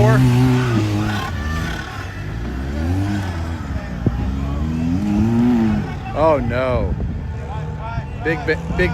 Big banner issue.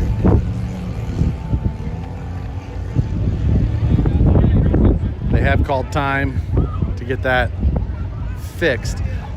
Competitors are given a banner warning if they get too close. So they're able to kind of get into the area of the boundary. They're given a warning, and if they continue to go forward or if they have to do it again, then they can be penalized for it, similar to a gate.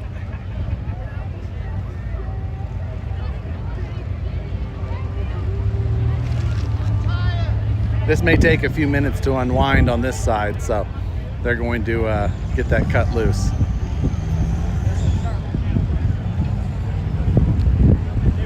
On the other gate, other courses, we've got some pro mods running right now. We don't have anybody running currently on course A2.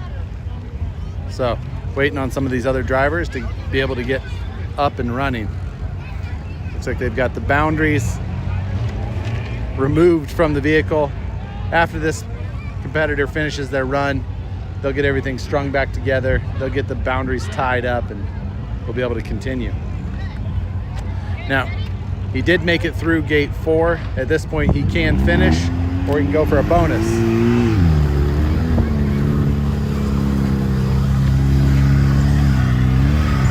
It appears that the bonus is the answer.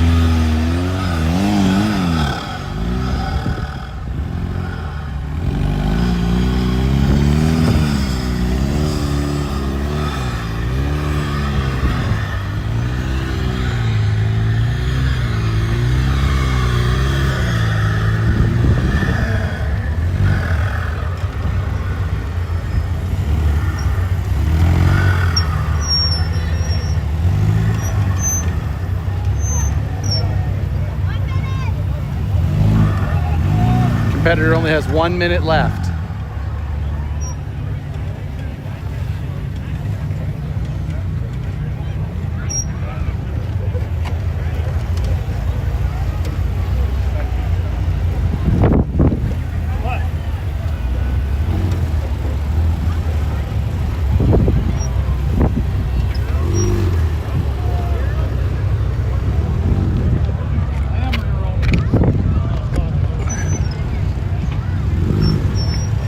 Oh no.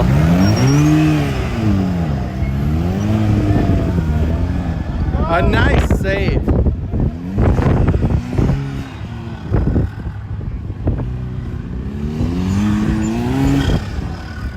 And he finished, hopefully with some time remaining. Super close. He was going to get lined up for the bonus way over here. Whew.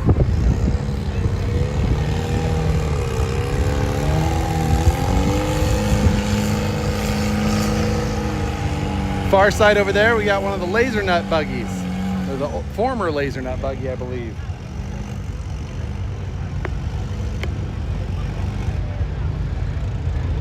I believe that was Pretty Penny.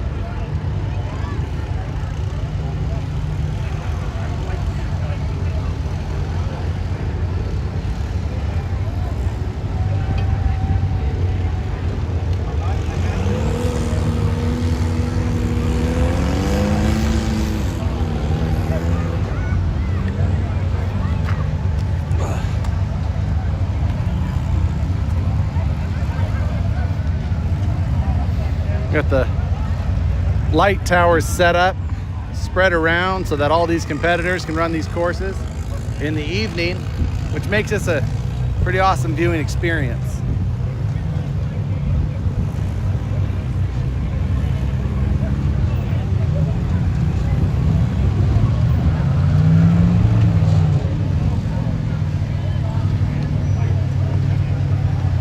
ready for our next competitor.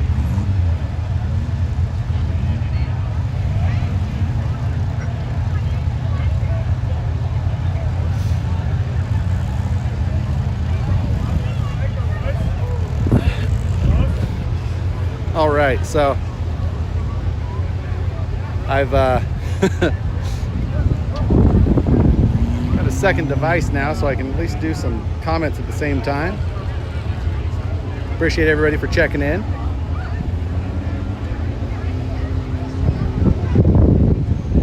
Yeah, the light's still decent here. It's 8:30 local, or 8:22 local time. Still got good light in the sky, but the light towers are also helping to spread.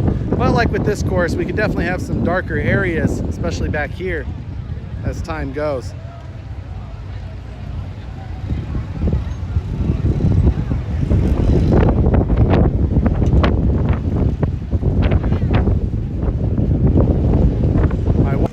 Looks like it's being driven by a pretty young driver. I don't know who that is in the number 12, but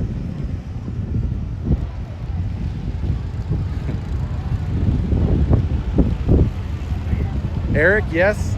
This is Josh with the gimbal doing the current live announcing.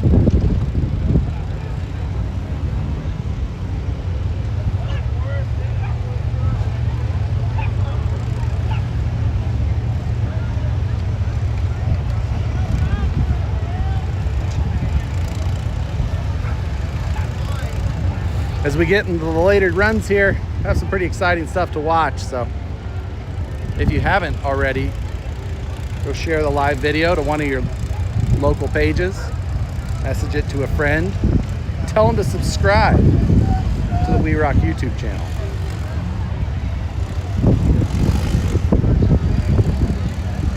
All right, the next buggy that looks like we have pulling up here is the eRocker. That's that electric powered moon buggy.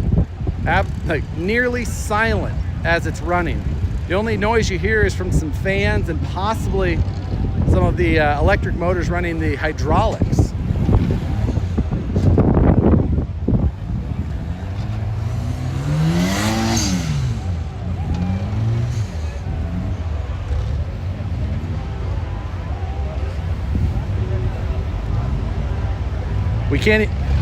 It's hard to even get close enough to the eRocker here to really understand how wild it is to watch this thing run. The power from 0 RPMs, just silent. The tires, all you're hearing is the tires spinning, the wheels turning. It is impressive to watch. While it's a similar layout, the driver is a little bit further to the, call it right side of the vehicle. It's still got an Atlas transfer case in it. It's got a large compartment behind the driver, which I would assume is where his pumps and batteries are. Not sure what the electric system is inside though.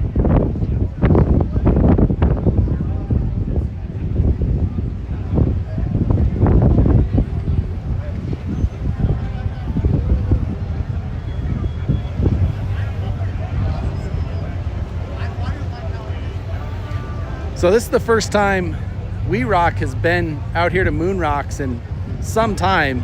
Not sure for the last time it was here or if it has been ever before, but this is also my first time attending this location. So there's a radio control version of this happening tomorrow morning before the event.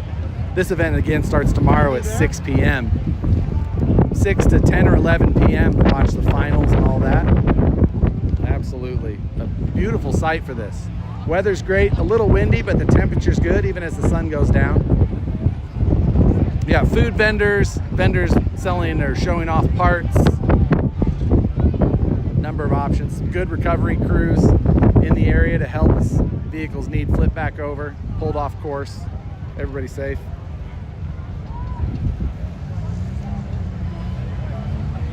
So as we get ready, we're going to watch the eRocker pull onto course here. From this vantage, you can kind of see, but he's going to pull in towards us, then navigate over through this area and then come around this crack section.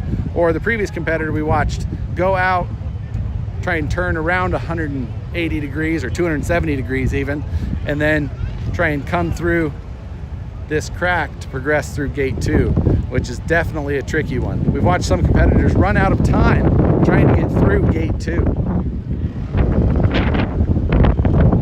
Judges are finishing up with Mad Cow after the completion of their run.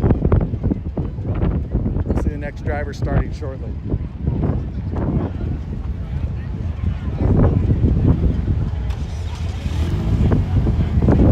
Any live stream for the WERock RC tomorrow? Well, there's a possibility that we could see some live stream from that. Talk with the WERock crew and see if we can highlight a little bit of that at least.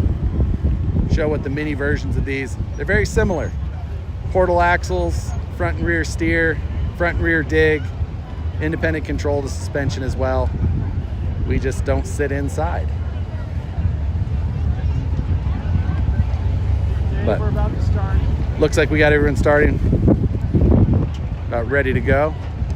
Spotters ready to go as well. Judges are ready. This car is going to creep through. Barely noticeable. He's running now. Again, it's absolutely silent. You can hear the Heim joints of the suspension more than anything. Just no noise from the actual drivetrain.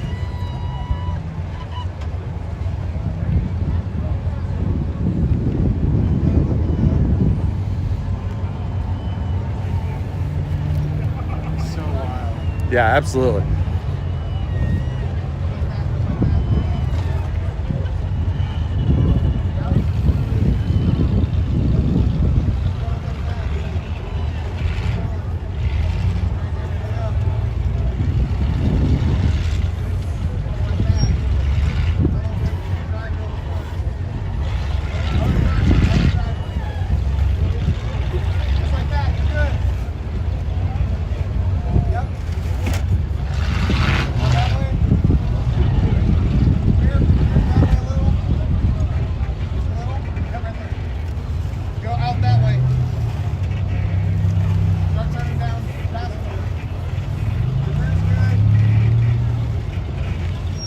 Clean approach through there. He's going to complete his drop. All right, you're gonna start going over them. Yep, you're good. Dig up, dig.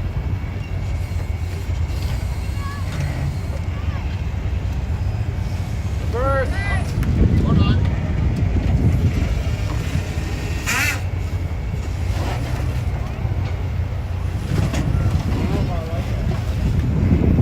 The silence of that electric motor is wild.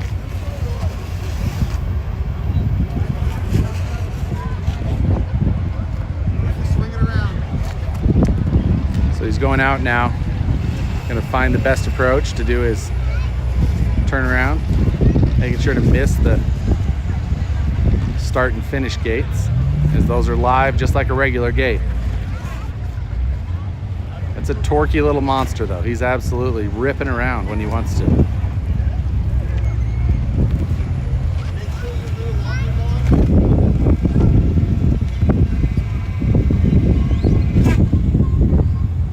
Okay, what? Make sure both walkers are on.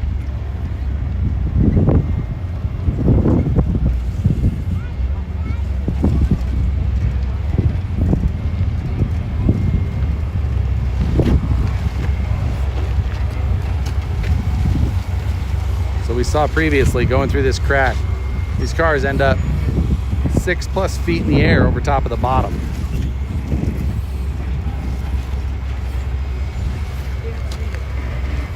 Coming, you're good. Keep that front that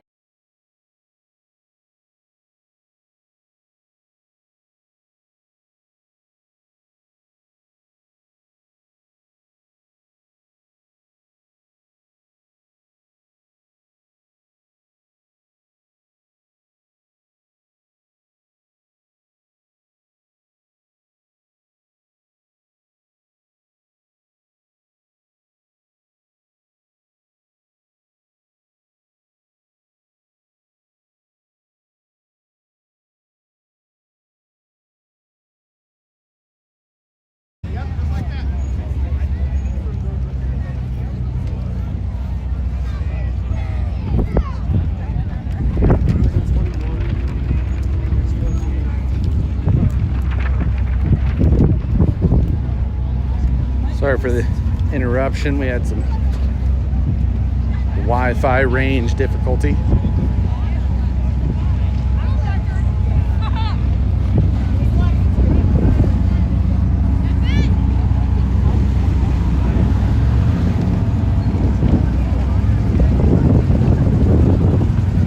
Let's go catch this buggy here. I believe that this is Trail Pro, or which it's a newer class, not like Pro Mod. This allows front and rear steer, but the vehicles must have 2 seats, so that inherently will make them a larger, wider vehicle.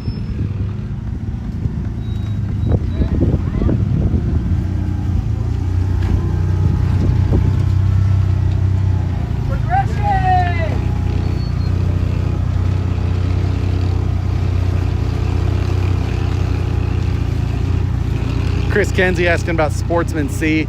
Unfortunately, they're running on the far courses, and I cannot make it all the way down there with Wi-Fi signal for the live stream. So I'm kind of just down here on the A and B courses only, to try and keep you guys given coverage the whole time.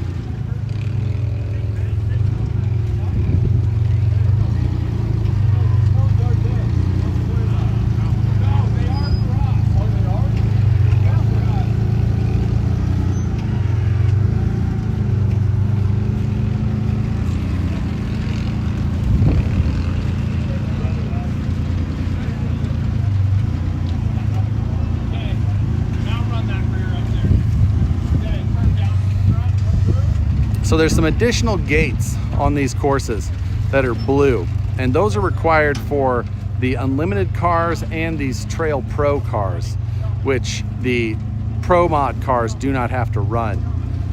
Helps to allow multiple cars or multiple classes to run on the same courses while still adjusting the difficulty appropriately for cars that have rear steer versus don't have rear steer, and some of the other differences between the classes.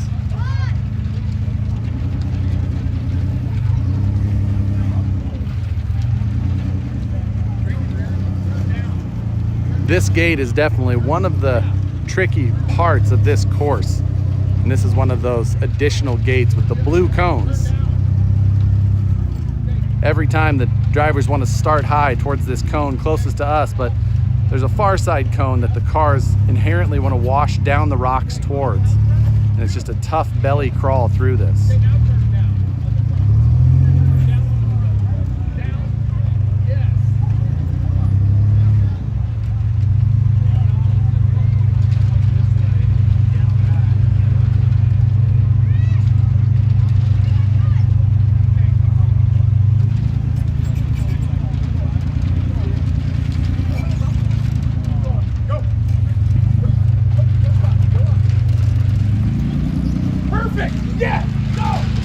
Spotter, you can tell how happy he is. They're clearing that gate.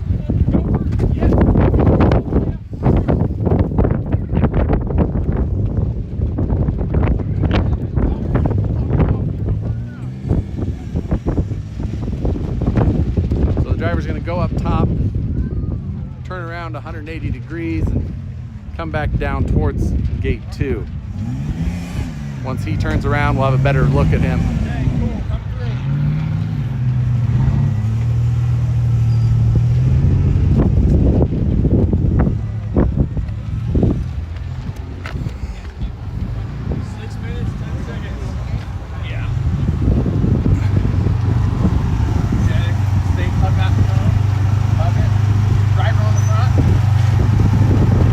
Spotters relaying the remaining time left.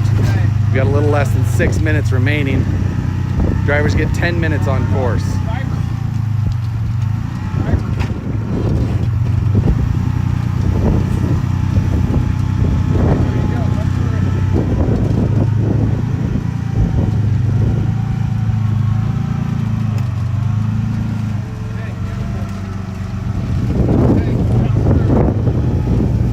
Great maneuvering through gate 2.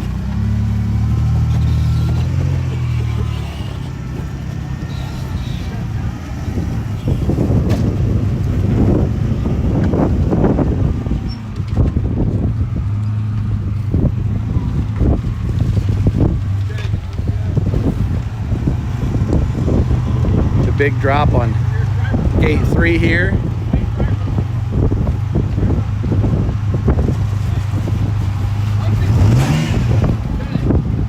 Nice and controlled. Gate 4 we've watched approached a number of different ways. We've watched drivers come all the way up and do a 180-degree turn up here. We've watched them drive up and then back through. We've watched them back up and then drive through instead. All kinds of different approaches. So let's see what he does here. I believe that this is a Caliph Redden chassis.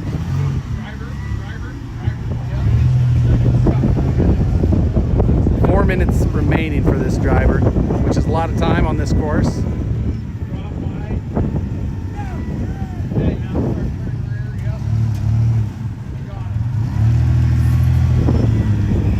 This driver is going to do the 180-degree turn.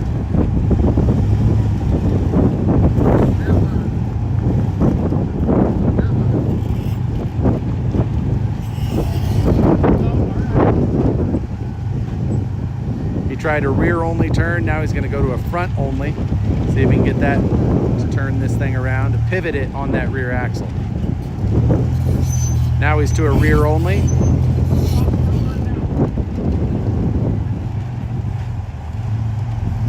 Back to front only. He's trying to keep the vehicle inside the course limits where you can see that banner above him. While it's not down low, he still wants to try and be as far from it as possible to keep from having to be warned and then having to take reverse to keep himself away from it.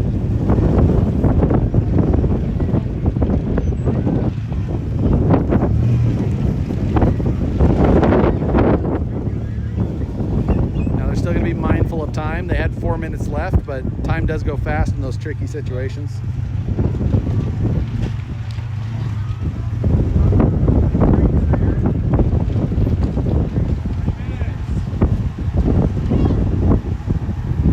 Competing at night has its challenges.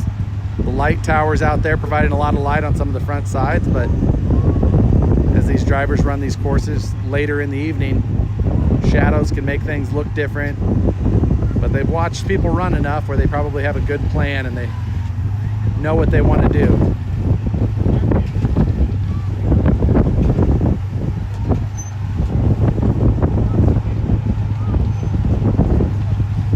Staying high as possible, hugging that top gate just in case it slides down. They keeping distance away from that lower.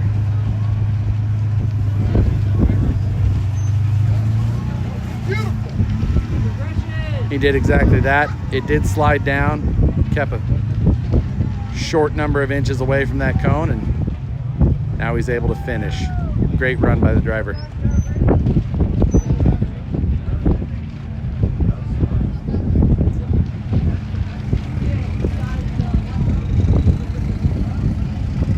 Got the WERocker over there on course still. Not sure if they're still on time or not.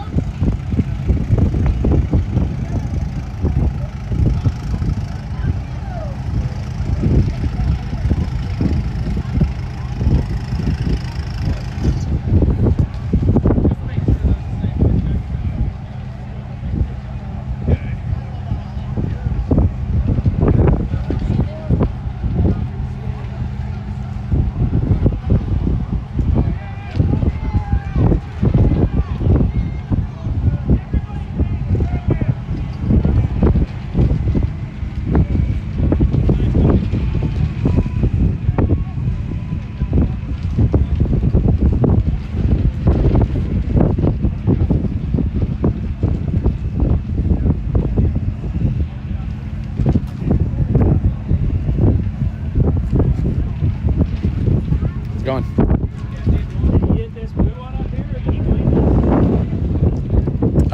He cleaned it, I believe. Yeah? Yeah, it was close to that bottom side there.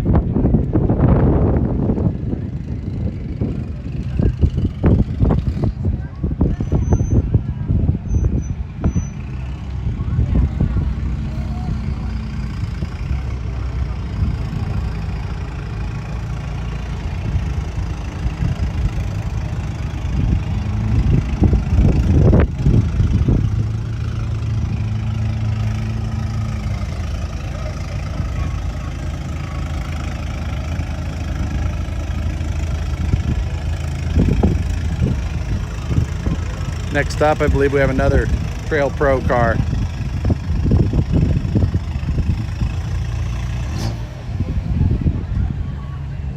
This one's got a pretty aggressive sounding turbo on it.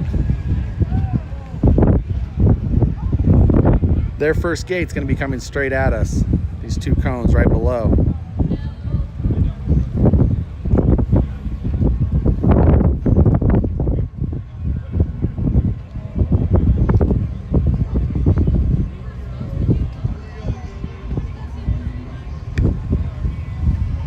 Where's Harper?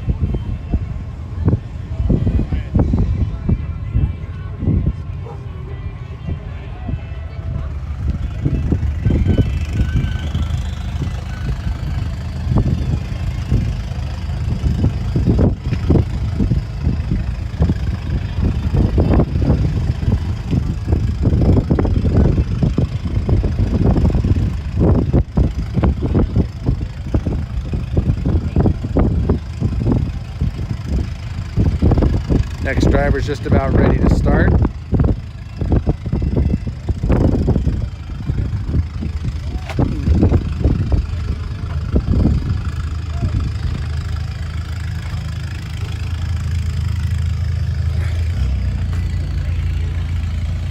And they're crossing the line to start.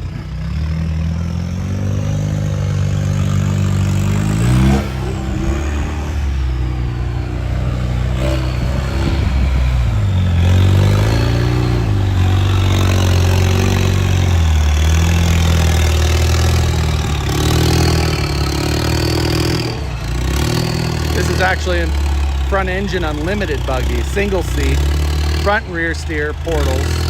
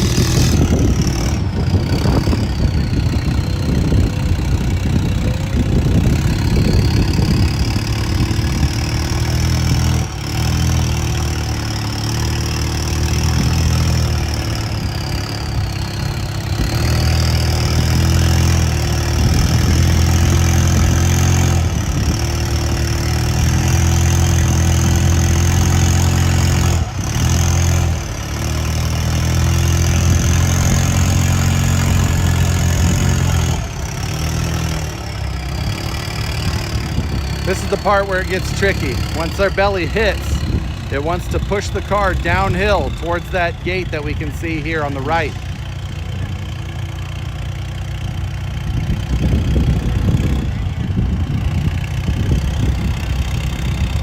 As soon as that belly starts to touch is when those problems usually start. His belly's touching now.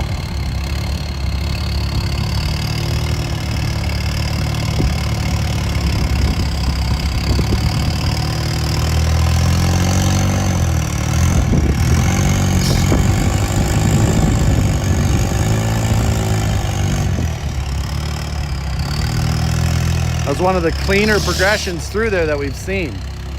Worked really well with the extension of the rear. Now this is a front engine buggy, so a lot of that weight bias is up front in comparison. Rock lights are on now.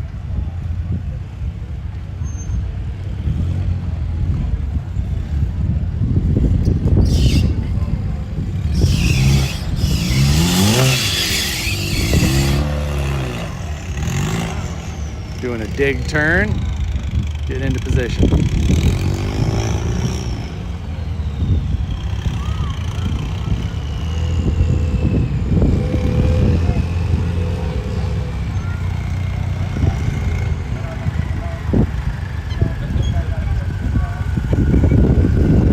they line up for this next gate. They do still have to watch the gate behind them.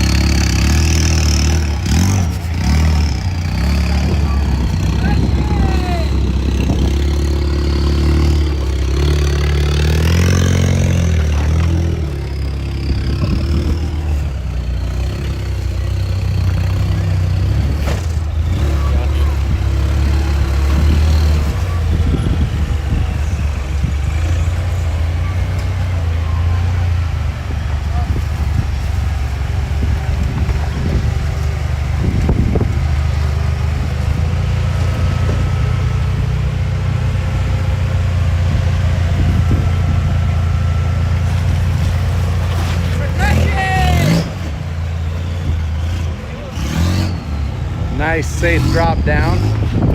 Now we have to see how this front engine buggy decides to approach gate 4.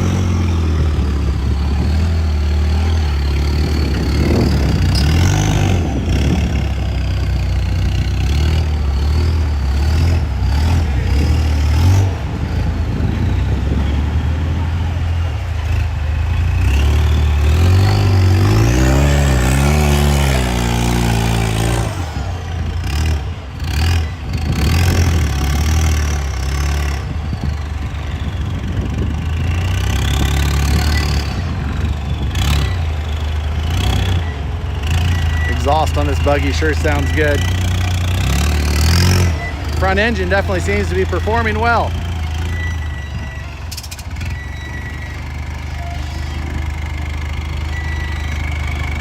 Getting ready now for gate 4. Which is right in front of us here. It's an off camber.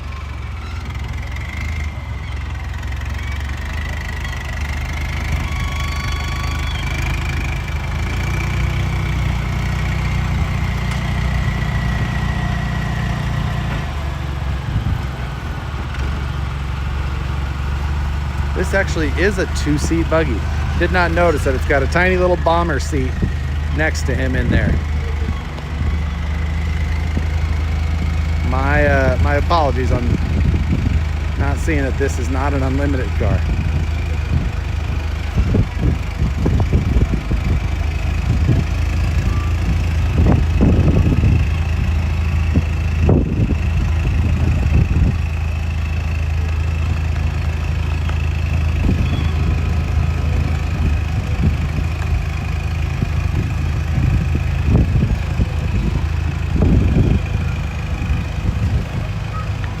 Little slide down. He's going to try and keep that rear controlled up. Progression!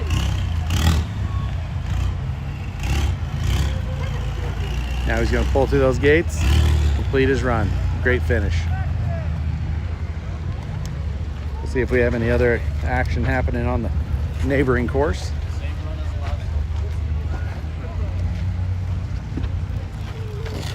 Excuse me.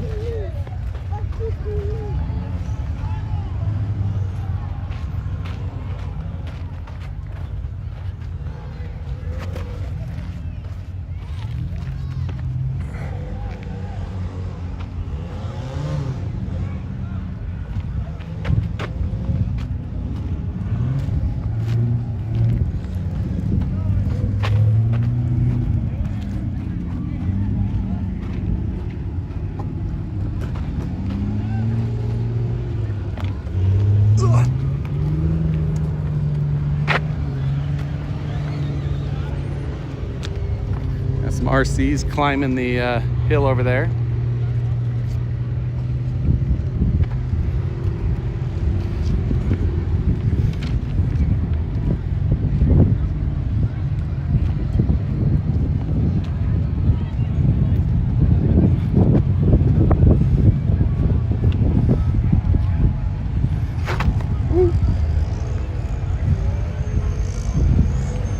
Doesn't look like we have anybody on this course currently. So we got some pro mods on the neighboring course. Just getting ready for the next group. We'll be right back.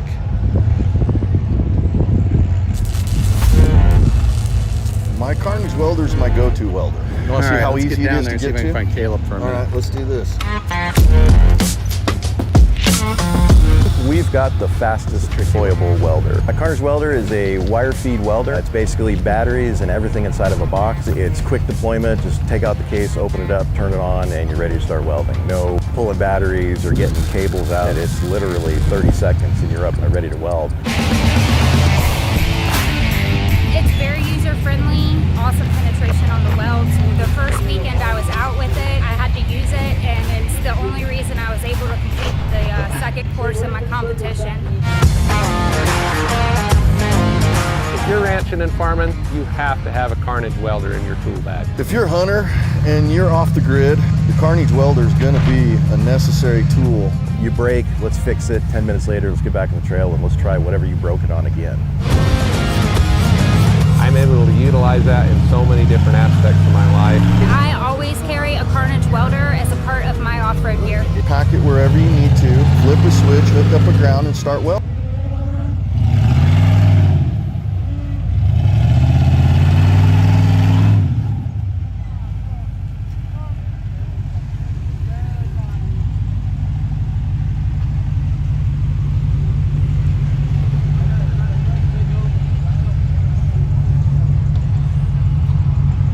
Getting our next competitors ready.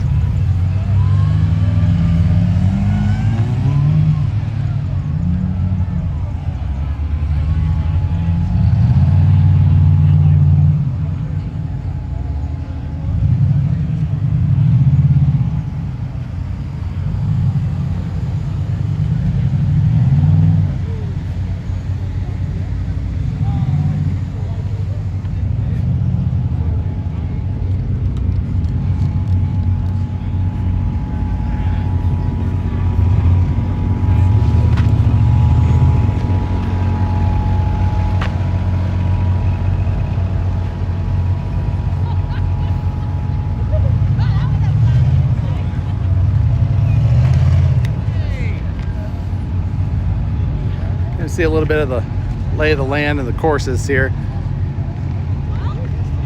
We've got courses from the bottom all up there. I think we have 2 going there, 2 in here.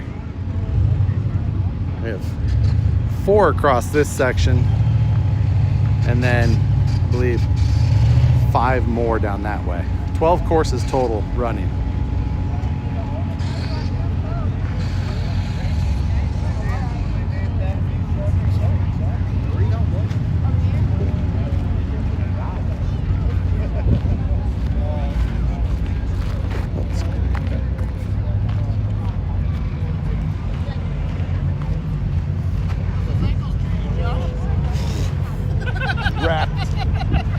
Did I see you holding a baby? It was a rent-a-baby. It's like what? How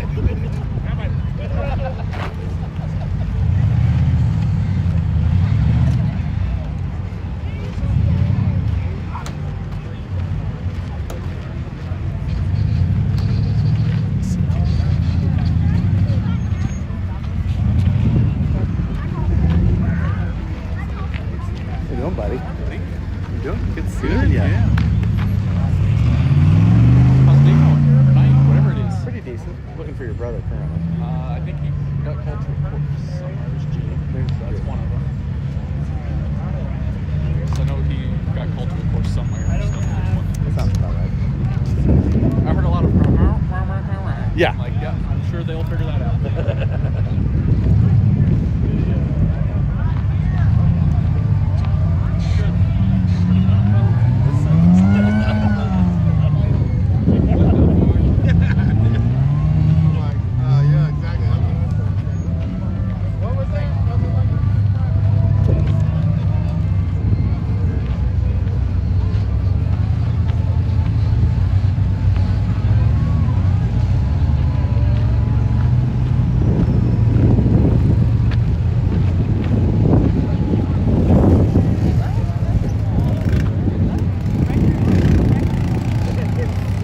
Start to see some more of the buggies up in the rocks there.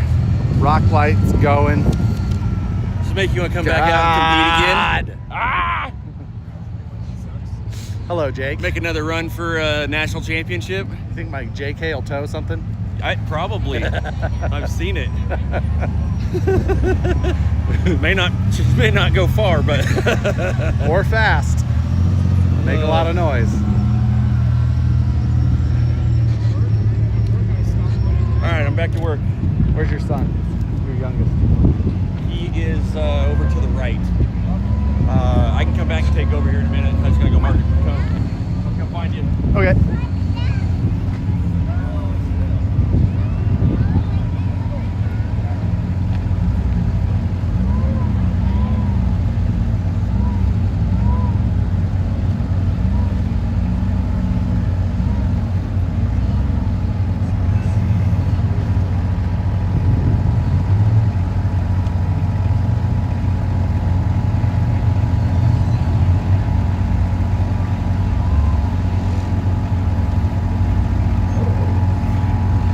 Waiting for some more of the cars to get ready to go on course.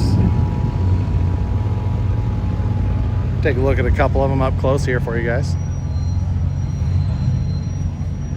It's one of those front engine, rear steer. Again, this one's straight axle, non-portal. V8 in this buggy. A lot of them are running 4 and 6 cylinders, so you don't often see as many V8s. All the trail goodies, coolers, fluids, trash bag, all still there. Fabin 801 chassis here.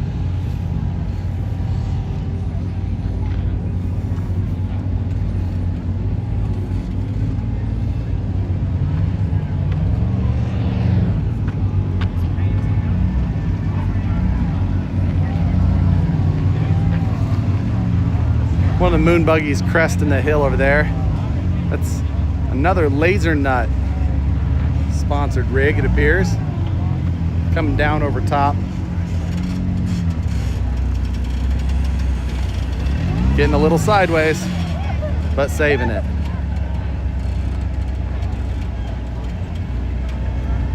Great save by the young driver.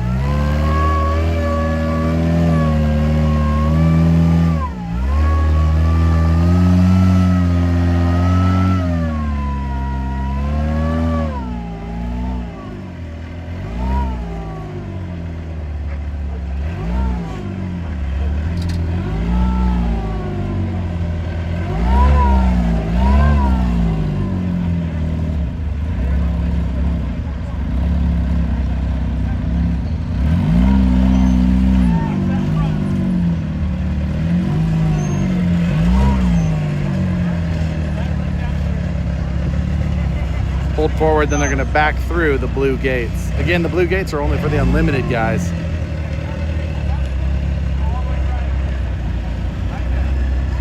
Unlimited and the Trail Pro, it appears.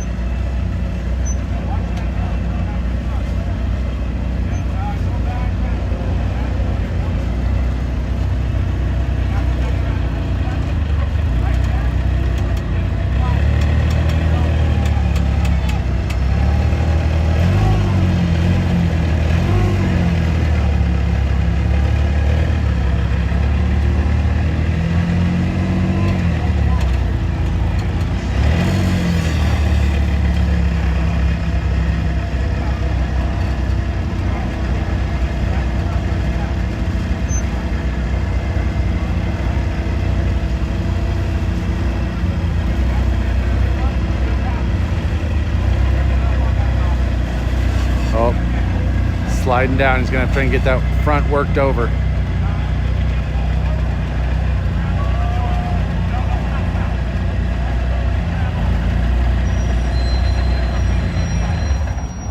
Oh.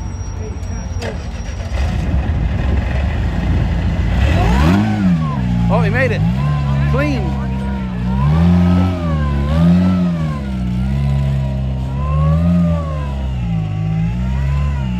Backed all the way through. Finished clean. Great job by the driver. Really good job. Tricky, tricky. Next up on this course, another unlimited driver, Dave Wong.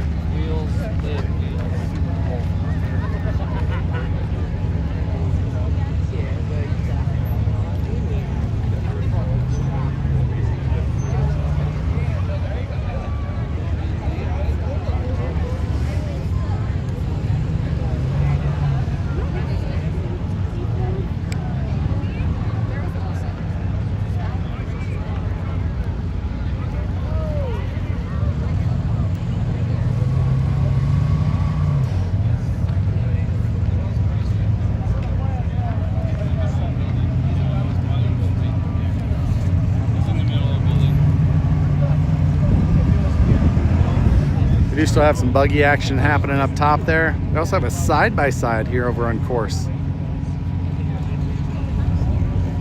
Looks like we got a 4-seat Razor. They're sick. It's just yeah. I don't think this is the place. Yeah. I like to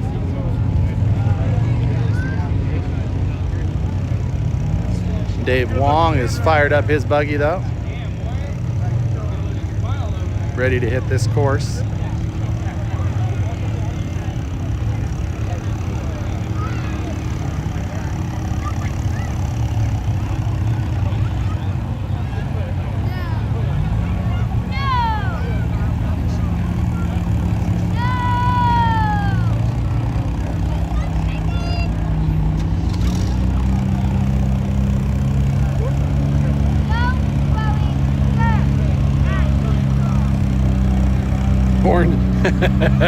Orange wheels, yes, yes. I do have an affinity for this buggy. We covered this a little bit earlier, but Dave is in a 3-way battle for the West Series Championship. It's him and then a father and son who are both going after it as well. Depending on who wins today, or who wins this weekend, will determine who wins that championship. Awesome to see it come down to the wire. Watching these buggies make a 10-foot vertical drop like this, as controlled as they do, is also wildly impressive. While I wasn't familiar with seeing so many of these buggies running a front light bar of some sort, many of them are, much to my surprise.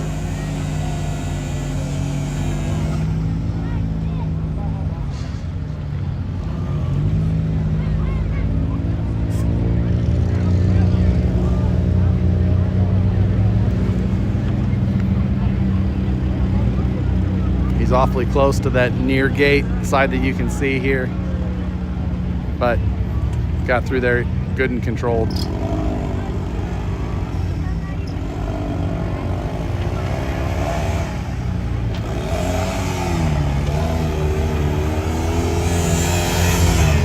gonna come out here, spin all the way around.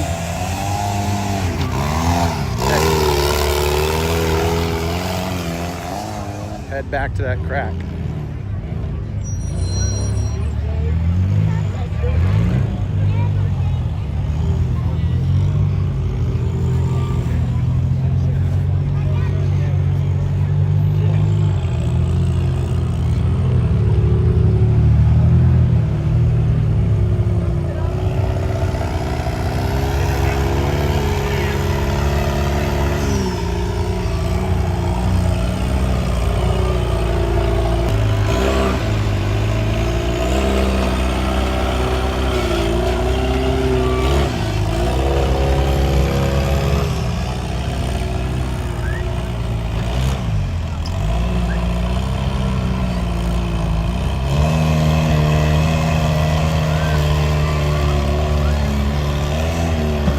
Tough crack to navigate.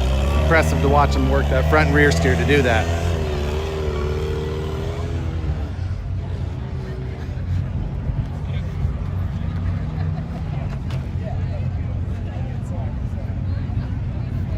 Spectator turnout's been great.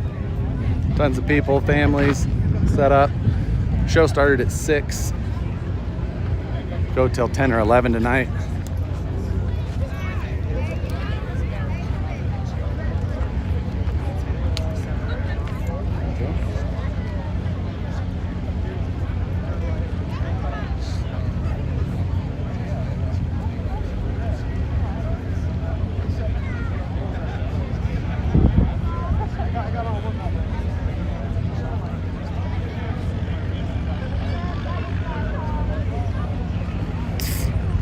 Waiting to see Dave make that turn, come towards us.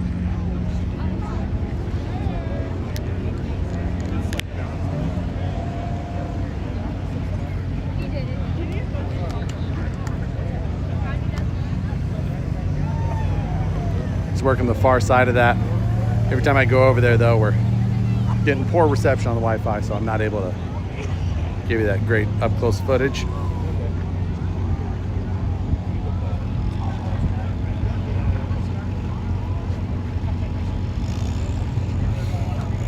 Got a TJ on that far course. Red rock lights everywhere. Far course down there. A couple of buggies running. Some with rock lights as well.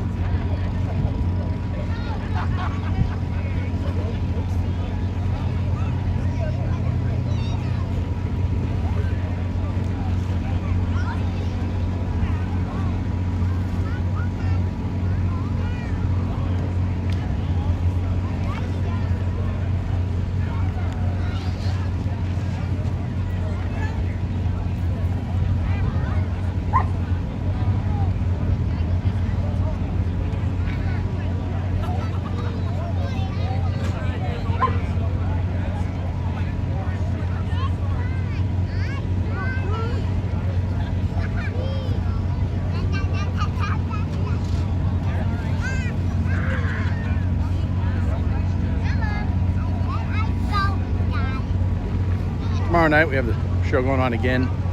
Starts again at 6. Come show up early. Spectating's great at these events. You can get up close, see these rigs working. Plenty of spot between the courses, or you can set up here on the high side. Get to see a lot of them working all at the same time, but great place to watch some up close action. At night, super comfortable. Not worried about baking in the sun. Food vendors, t-shirts, Jeep parts, all kinds of goodies. Get a chance to climb around some of these buggies, see how they're built.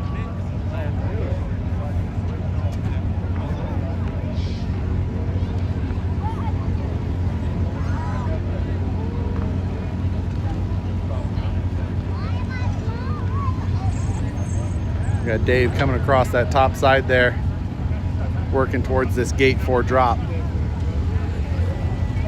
It's not an easy drop.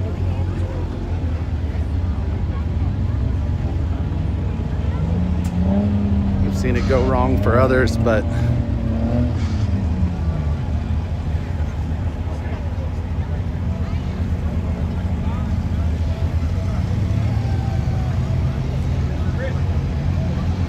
Keeping the rear steer over to keep the car to the high side. Try and protect him from that low side gate as much as possible.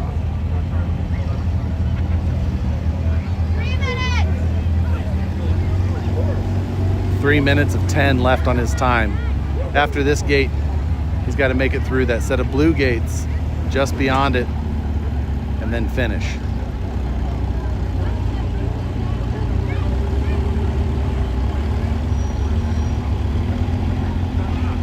It's just about clear of that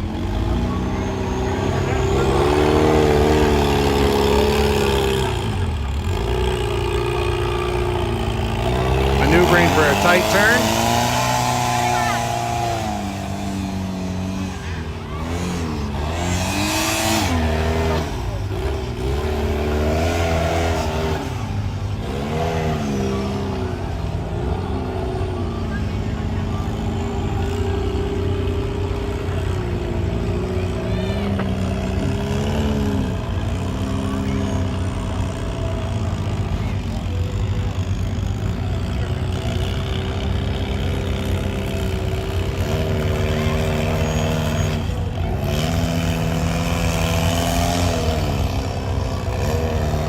Taking the high approach to try and come straight at those blue gates.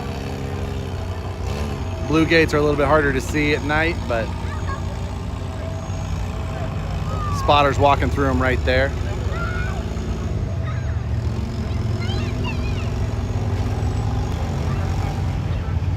Nice straight down approach. So, you know, that turned into 4 other things.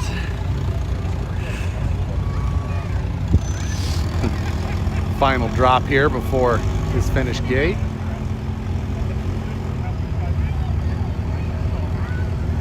That near side's his problem.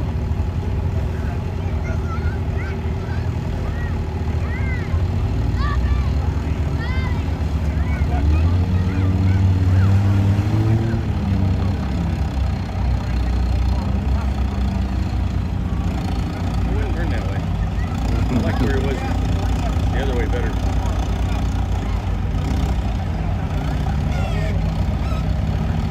You can hold that left front brake on that knob there and pivot the steering.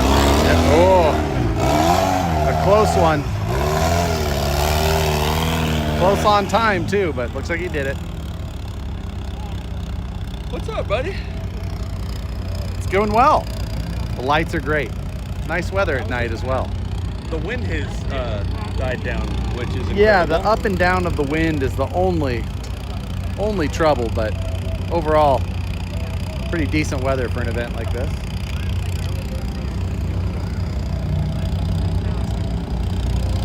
I'm going to pass it to you though, and I'm going to sit down. Yeah, nice job, Kinkles. Thank you.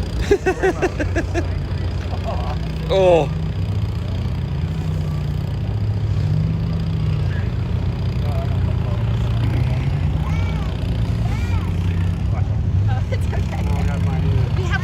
Did you guys get that cone they hit over there? If I wasn't on camera, I would give you group gestures.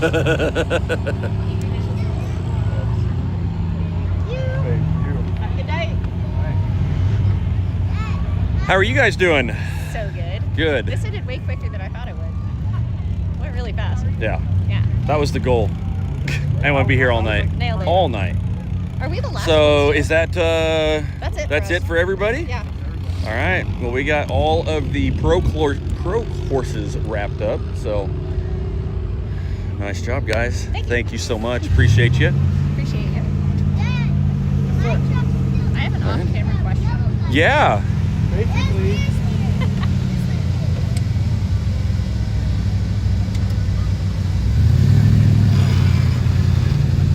Oh, is this live?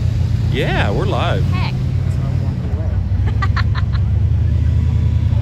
We don't have commercials scheduled tonight. I was gonna go to a commercial, but we don't. Well, then we can just talk about how great this event is. Yeah. No issues whatsoever. So, and this is the first time WERock has been at WERock in 20 years. Yeah. And it's a real pleasure for everyone to hang out here. I've never been to an event here, so. I haven't either. This is my first time too. Well, So heck. other than the wind, it has been absolutely amazing. Yeah, so. actually the wind kind of makes the weather a little bit better. When it was hot out here earlier, it was kind of rainy. Yeah. Yeah. All right, well, we'll catch up with you after a while. Okay. We'll debrief, but thank you guys so much and appreciate your help. All right, I think we got Crystal Hansen coming up on the Carnage Welders course over here. So we have wrapped up the pro side for the night. We've got some of our sportsman class competitors are finished as well. I was just talking to Jeremy Winters. They were getting ready to go on course with Kendra, and Kendra still has one more course after this one. So they're on course now, but they've got one more after there. Crystal, or is this your last course? You got one more? All right. How is courses is kind of cool because we're going to get done in record time for this many rigs. Yeah, exactly. I think we were somewhere around 45 rigs, wow. So not bad at all, and to get through nice and quick. Very excited about that. Tell me a little bit about how your night's gone. It's going pretty well, actually. We've been able to hit most of the bonuses that we wanted to. We've had a little, things that we want to work on, but we're going to come back here and rally tomorrow like no man's business. Well, you got a smile on your face. How is your spotter doing for you? Great. I can't complain one bit. Awesome. She might complain, but right. I can't. Well, it's awesome to see you and Val teaming up, and love seeing those smiles on your faces and out here having fun. So that's what it's about. We've got Christian on course over here right now. Yep. So. Yeah, he didn't take the bonus, and I wanted to, so we're gonna see. Oh. Totally two different cars. So. Right. So what's your plan on trying to take that bonus? Maybe come in here, sneak in here, burn over, and just hope I can not diff out and be hung up in that.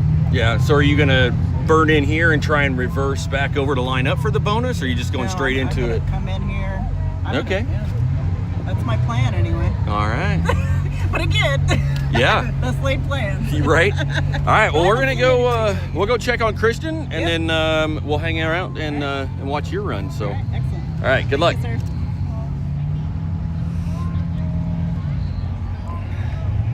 What's up, my man? How you doing? Doing good? All right.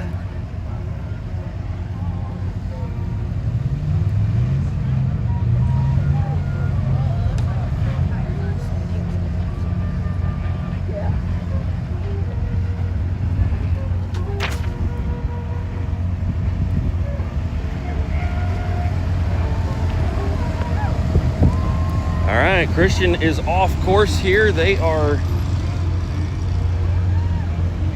tallying up scores.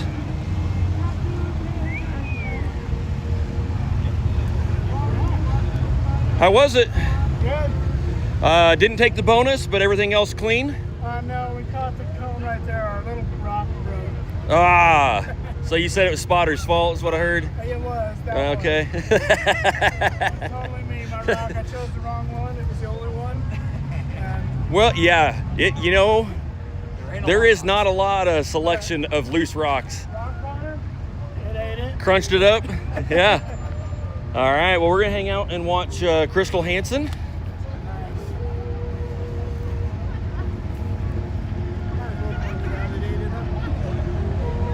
Got some kind of Texas style fins out here as well. We really compare this to a cross between Cedar City and Farmington. Like the scale is on par with Farmington, but the rock features and everything are very similar to Cedar City, with a little bit of that Coutemps rocks thrown in there too. So, all right, so talking to Crystal, she said that she is coming all the way down here. So we're gonna get outside the course, give her plenty of room. Val is on course. Super spotter Val.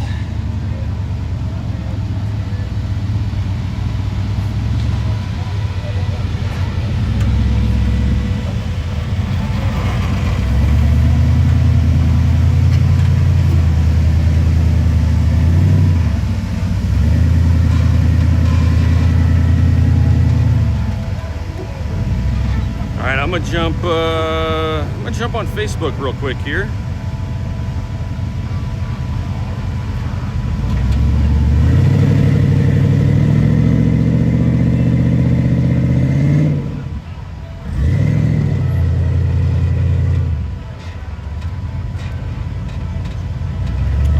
I don't see that we're on Facebook, so let's jump over to the YouTubes.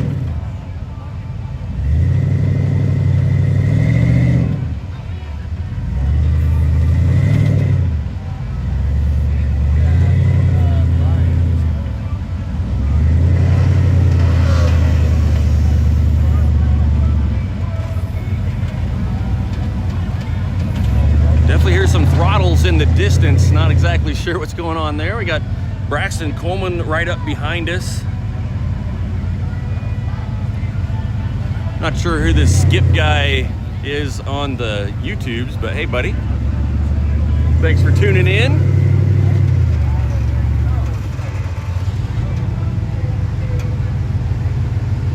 Braxton Coleman, I don't know if you guys can see all the way up. You can see the his LED whip still working after taking the tumble down here on A3. So far, Crystal doing a good job to work the car over into the gates. It's she's definitely got it hung up, but super close on this left front. Almost think taking a reverse here, turning a hard driver, but we'll see if she can find a way to drag these Spider Trax axles.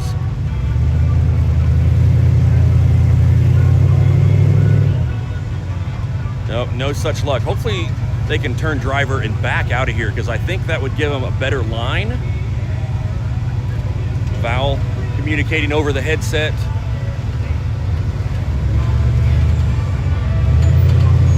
All right, there we go. Really like to try and see him take advantage of this back and back out of here as far as possible.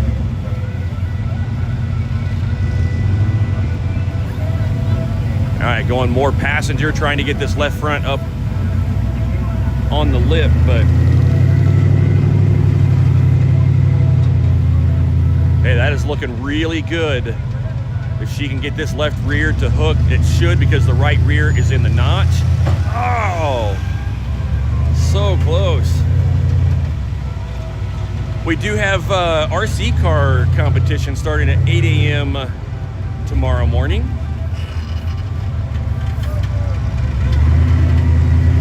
Can't wait to check those guys out. It's been a long time since I've been to an RC comp.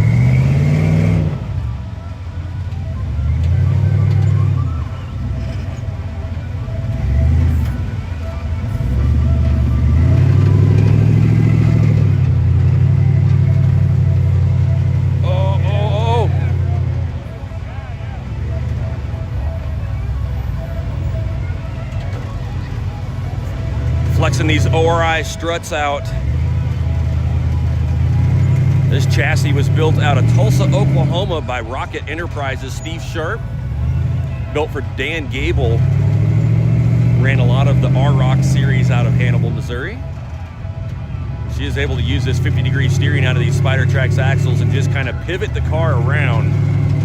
She's clear of the cone over here on the right side, just trying to get the belly around. Now what's gonna happen, we'll try and get over here as she starts to pivot on this rock.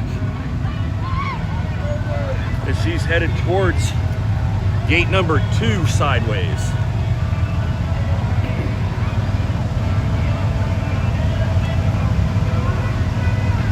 That right rear is really close to picking up. She might be able to use this to her advantage. I don't know if she can get the rear end high enough, but to be able to pivot around here, she's completely sideways into gate number 2.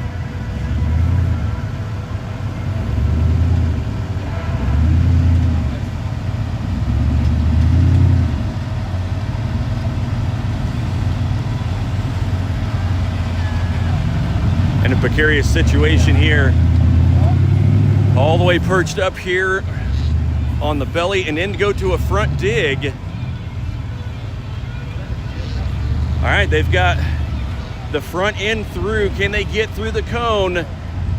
So far, so good. If they can go to maybe a rear burn here and get around.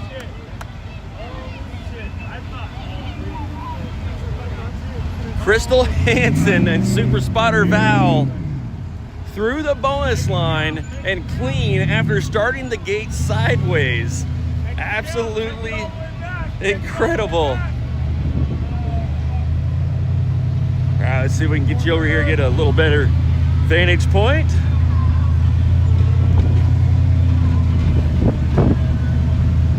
Hey, we want to thank 4 Wheel Parts for sponsoring the light towers this weekend. It is it's about 66 degrees out here. We're running out of hoodies for everybody. All right, looking good so far here on gate 3. They're starting to adjust for gate number 4. Hopefully they can get away from the cone and not slide into it. So far, so good. Oh, so close. I think they got too big of a bite. Came downhill too far. But this Milestar tire finding some traction climbing up towards gate number 4.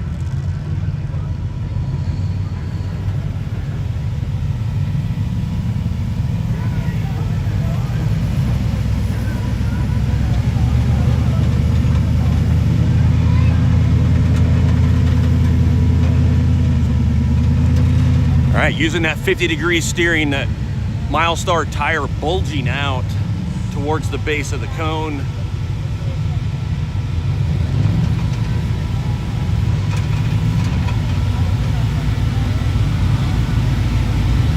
All right, they got 2 minutes and 30 seconds remaining to work their way out through gate number 4. We're gonna take a reverse here. Got to be careful to not back up into gate number 3. But 1 point penalty, great call to save that cone.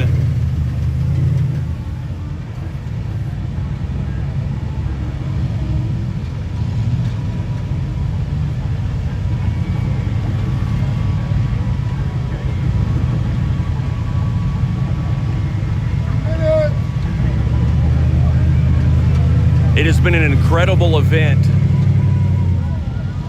here for day 1 of the 2025 WERock Maxxis Tires Western Series Finals, presented by Off-Road Warehouse and 4 Wheel Parts.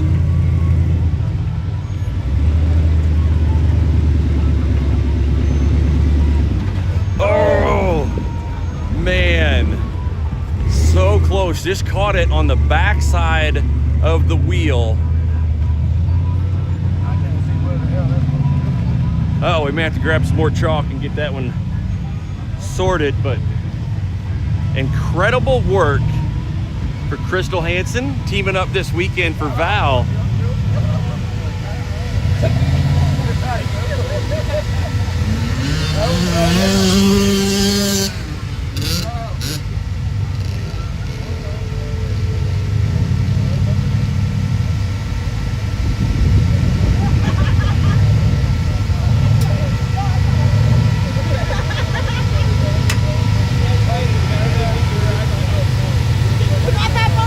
Yeah, you did it. Hell yeah. It was awesome. Yeah, that was tricky, for sure. Yeah, for sure. Especially since you started gate 2 sideways. Yes. Like that. Oh yeah. That wasn't our initial plan. We were going to pull up and back through gate 2, but where it landed once we got through, it seemed to work. It worked great. Val did a great job getting you through there. It was amazing. Nope, that was pretty cool. All right. Well, good job, guys. Way to finish off the night. Thank you. Get things ready for tomorrow. Hell yeah.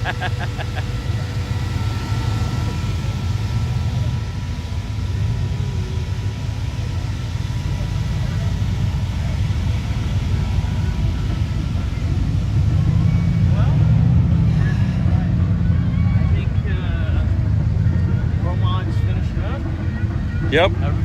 Braxton's towards the back of the pack, right? You know, I'm not sure. Did he finish over here?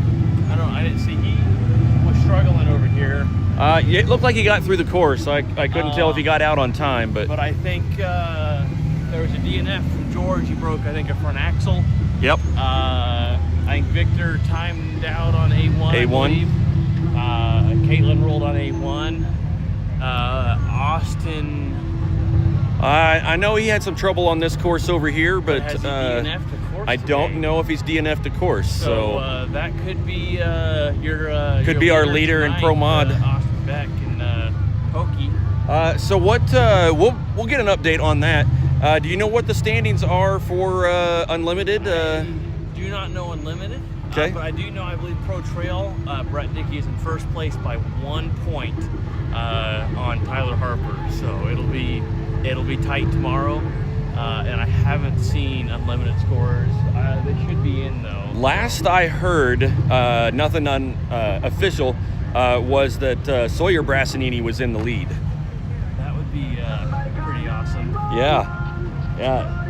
So maybe we'll head up to the WERock trailer and check that out. But wow, 1 point separating Tyler and Brett, and this is for the 2025 Maxxis Tires WERock Western Series final. So that is that's not just this event. That is going to determine who's winning the series. Yeah. Cool. I heard nothing but great things about the courses, so phenomenal job. Very proud. Crowd was amazing. It's beautiful out. There's some... Oh, Victor. Victor's on course right now. I think Victor's... Right. Yeah. All right, so we got Victor. I don't know that I've got enough cell service or Wi-Fi to get up there. So what we'll do is we're gonna head over to the trailer real quick and see if we can get an update for you guys on the Unlimited scores. Want to thank the Dang Gang, Chris, for helping out with recovery. Frosty Four-Wheelers Off-Road Towing for helping out with recovery. Oh, we got Charlene and Lewis.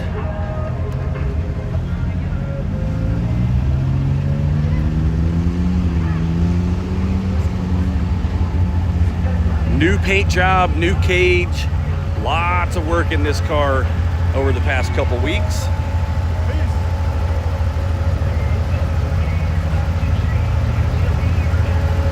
All right, we'll keep an eye on them here, but let's go check on those unlimited scores.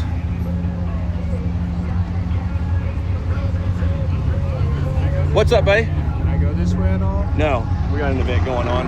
No, I'm just wondering. I'm just trying to crawl around in there. No, you can't. Sorry. This is no spectator vehicles in here. Cool. Thanks, buddy. Yep, appreciate you.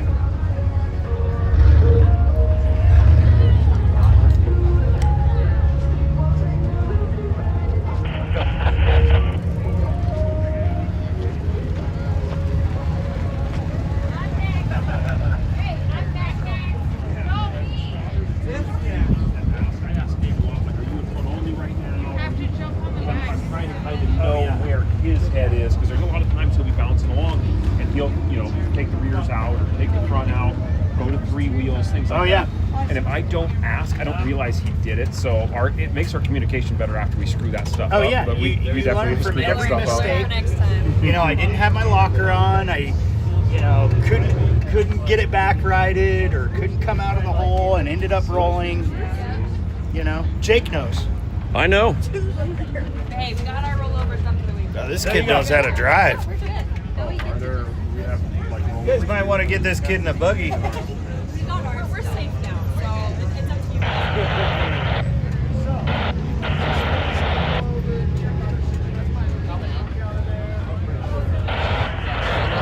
Yeah, we're Do you have unlimited scores? You get much on Dave Wong? Okay. Nate's right here. You got Dave's. I do. Are you guys winning? I'm anticipating a tie for first place. We'll see how the scores shake out. What was the anticipation? My anticipation was all a tie of them, for but first place. So Okay. Between us and Sawyer Brassanini. all right. All right. Well, we'll let these guys do some some maths real quick here. We'll come check on Charlene for a few minutes. We've got, I believe that's maybe Taylor Harper in the UTV class. Miles Kimberly out front.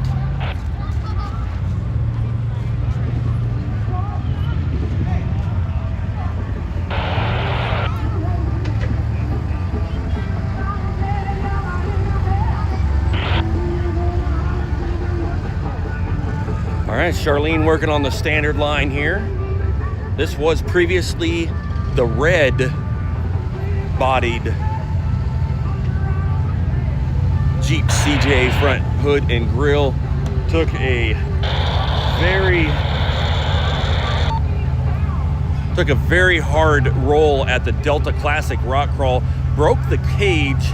It was 188 chromoly. Broke the driver's side cage in 3 places, broke the passenger side in 2 places. So a hard hit out there at the Delta Classic rock crawl. That man-made concrete is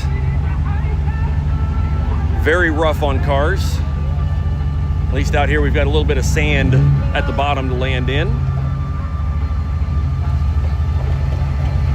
Got Victor Bunnis trying to work his way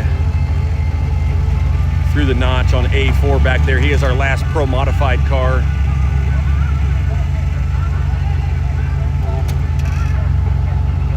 Get you out of the light here a little bit.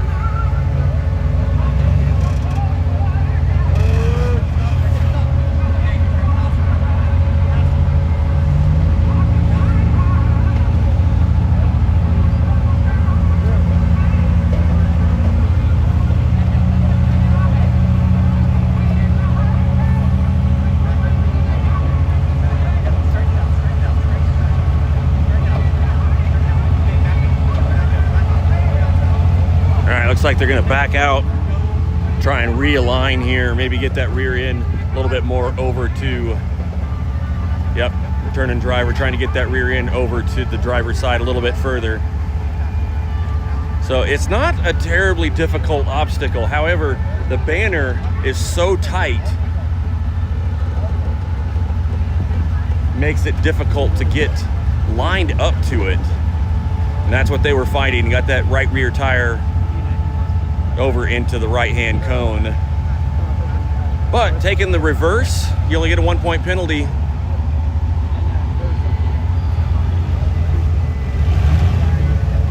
Versus taking that 10-point cone, so hopefully they can get this clean, lined up a little bit better.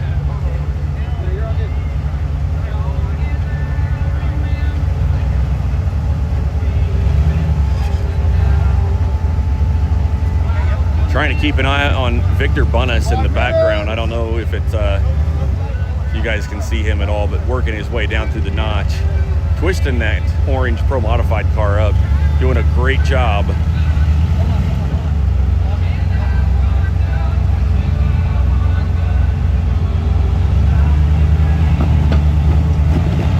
Oh.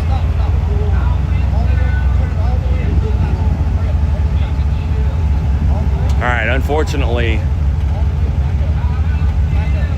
All right, they're going to head and try and back up here. They've burned a lot of time trying to get through gate number 1 here.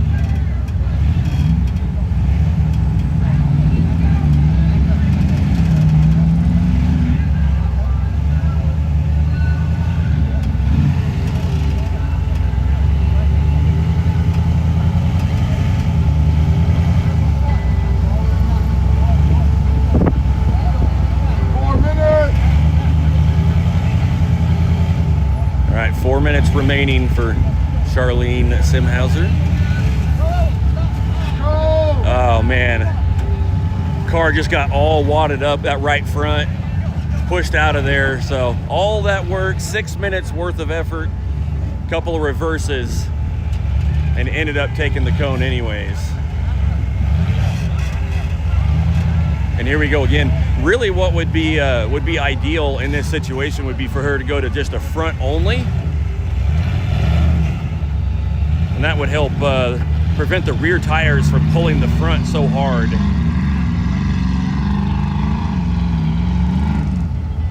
Victor Bunnis, he was in 3-wheel drive. Right rear tire was not pulling until they got all the way up onto the obstacle. And it looks like the left rear may not be pulling. I can't quite tell.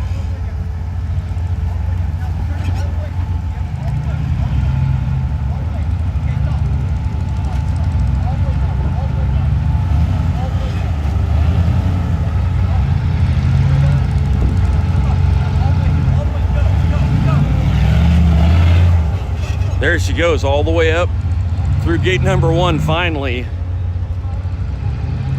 We're gonna head out around the course here.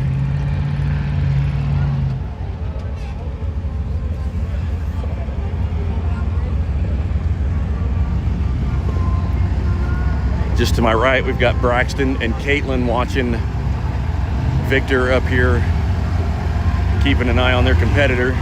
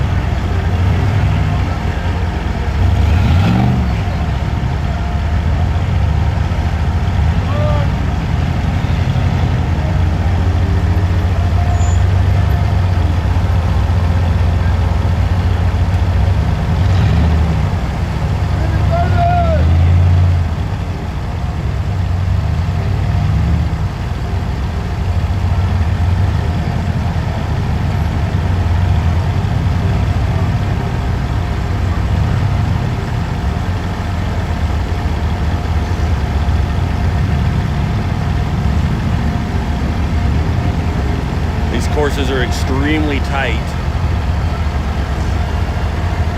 So the rear tire just barely clear of gate number 3 and already working on gate number 4.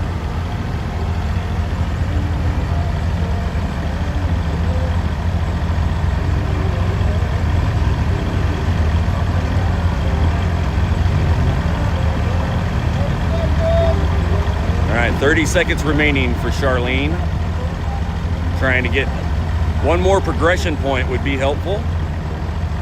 Pick up 4 progression points by getting through gate 4 there.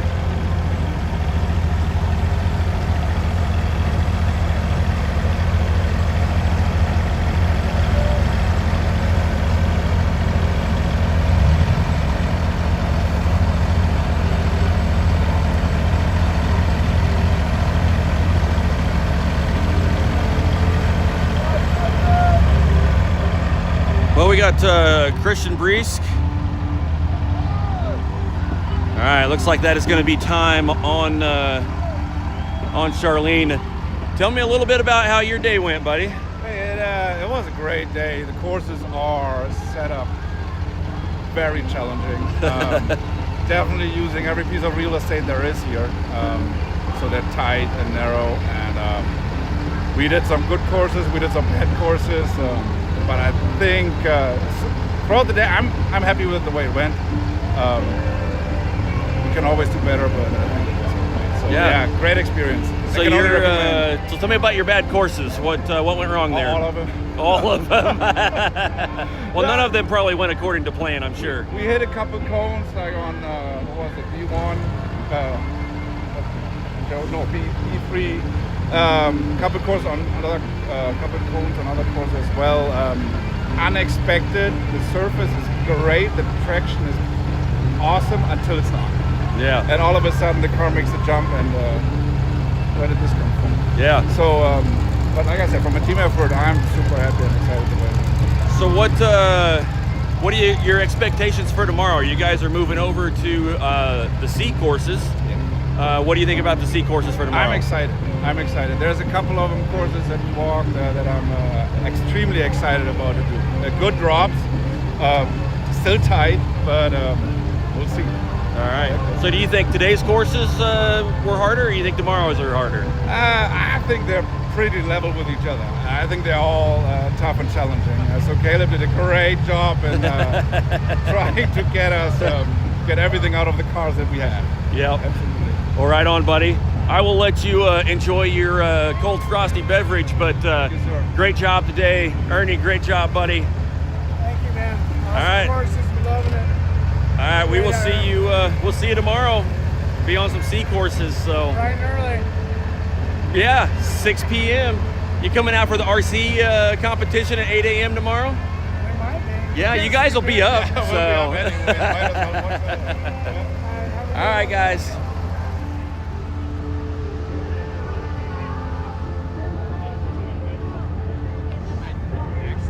Done with runs on top of the course. Right on, buddy.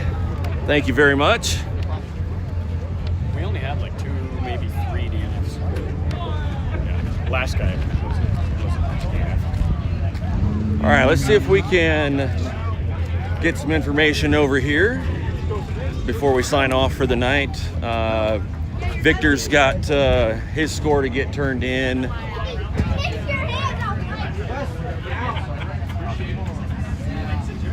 All right, we're gonna come bug Colby. He is the man. Tell us what we got going on in Unlimited. So, we do have a fairly big gap between our two. There's a dirt bike right here in my ear. So, first and second are 2 points out, with Dave Wong in first at -98, with Sawyer Brassanini following at -96. And we've got a pretty big point gap between third and second, with Mike Brassanini at -59. Fourth, also not far from Michael, at -55. All right. We've got Wayne Mortensen in the E-Rocker following up 5th place with a 79 overall. And then we heard that Pro Trail was 1 point between. Yep, Pro Trail is 1 point between first and second. Brett Dickey with a -118 and Tyler Harper with a -117. And then, while I'm still missing Victor Bunnis and Austin Beck's scorecards, I do know Braxton Coleman and Caitlin Boren are tied in Pro Mod at 37. All right, so we're still missing 2 scores, but we have a tie. So, it's in the buggy. so UTV, yeah. scores are pretty tight across We have the a board. tie currently. We're still missing 2 scores, but in Pro Mod. So. But ties are, the scores are close across the board, especially on the pro side, but even sportsman, it sounds like it's going to come down to nothing more than a couple of backups for podium here and there. So Awesome. it's tomorrow's going to matter. Yep. There's tons of grounds to be made, so it'll be another good day. All right, buddy. Thanks for the update, and we can't wait to see what's going to happen for tomorrow. Pros are going to be running courses backwards, and sportsmen that ran the B courses today are going to be running C's, and vice versa. So, all right. With that, I'm going to hand you over to Caleb real quick and have him sign off for the night. Yep. All right. An amazing event here. If you aren't out here, you are missing out. The Western Final here. Tons of great battles and really tough courses. Brianna Hyman. If you could come to the WERock trailer, Brianna Hyman. So we'll go live tomorrow night, 6 p.m. We will kick off. 6 p.m. Pacific Standard Time. Daylight time, I don't know. So join us next time tomorrow. We will see you then.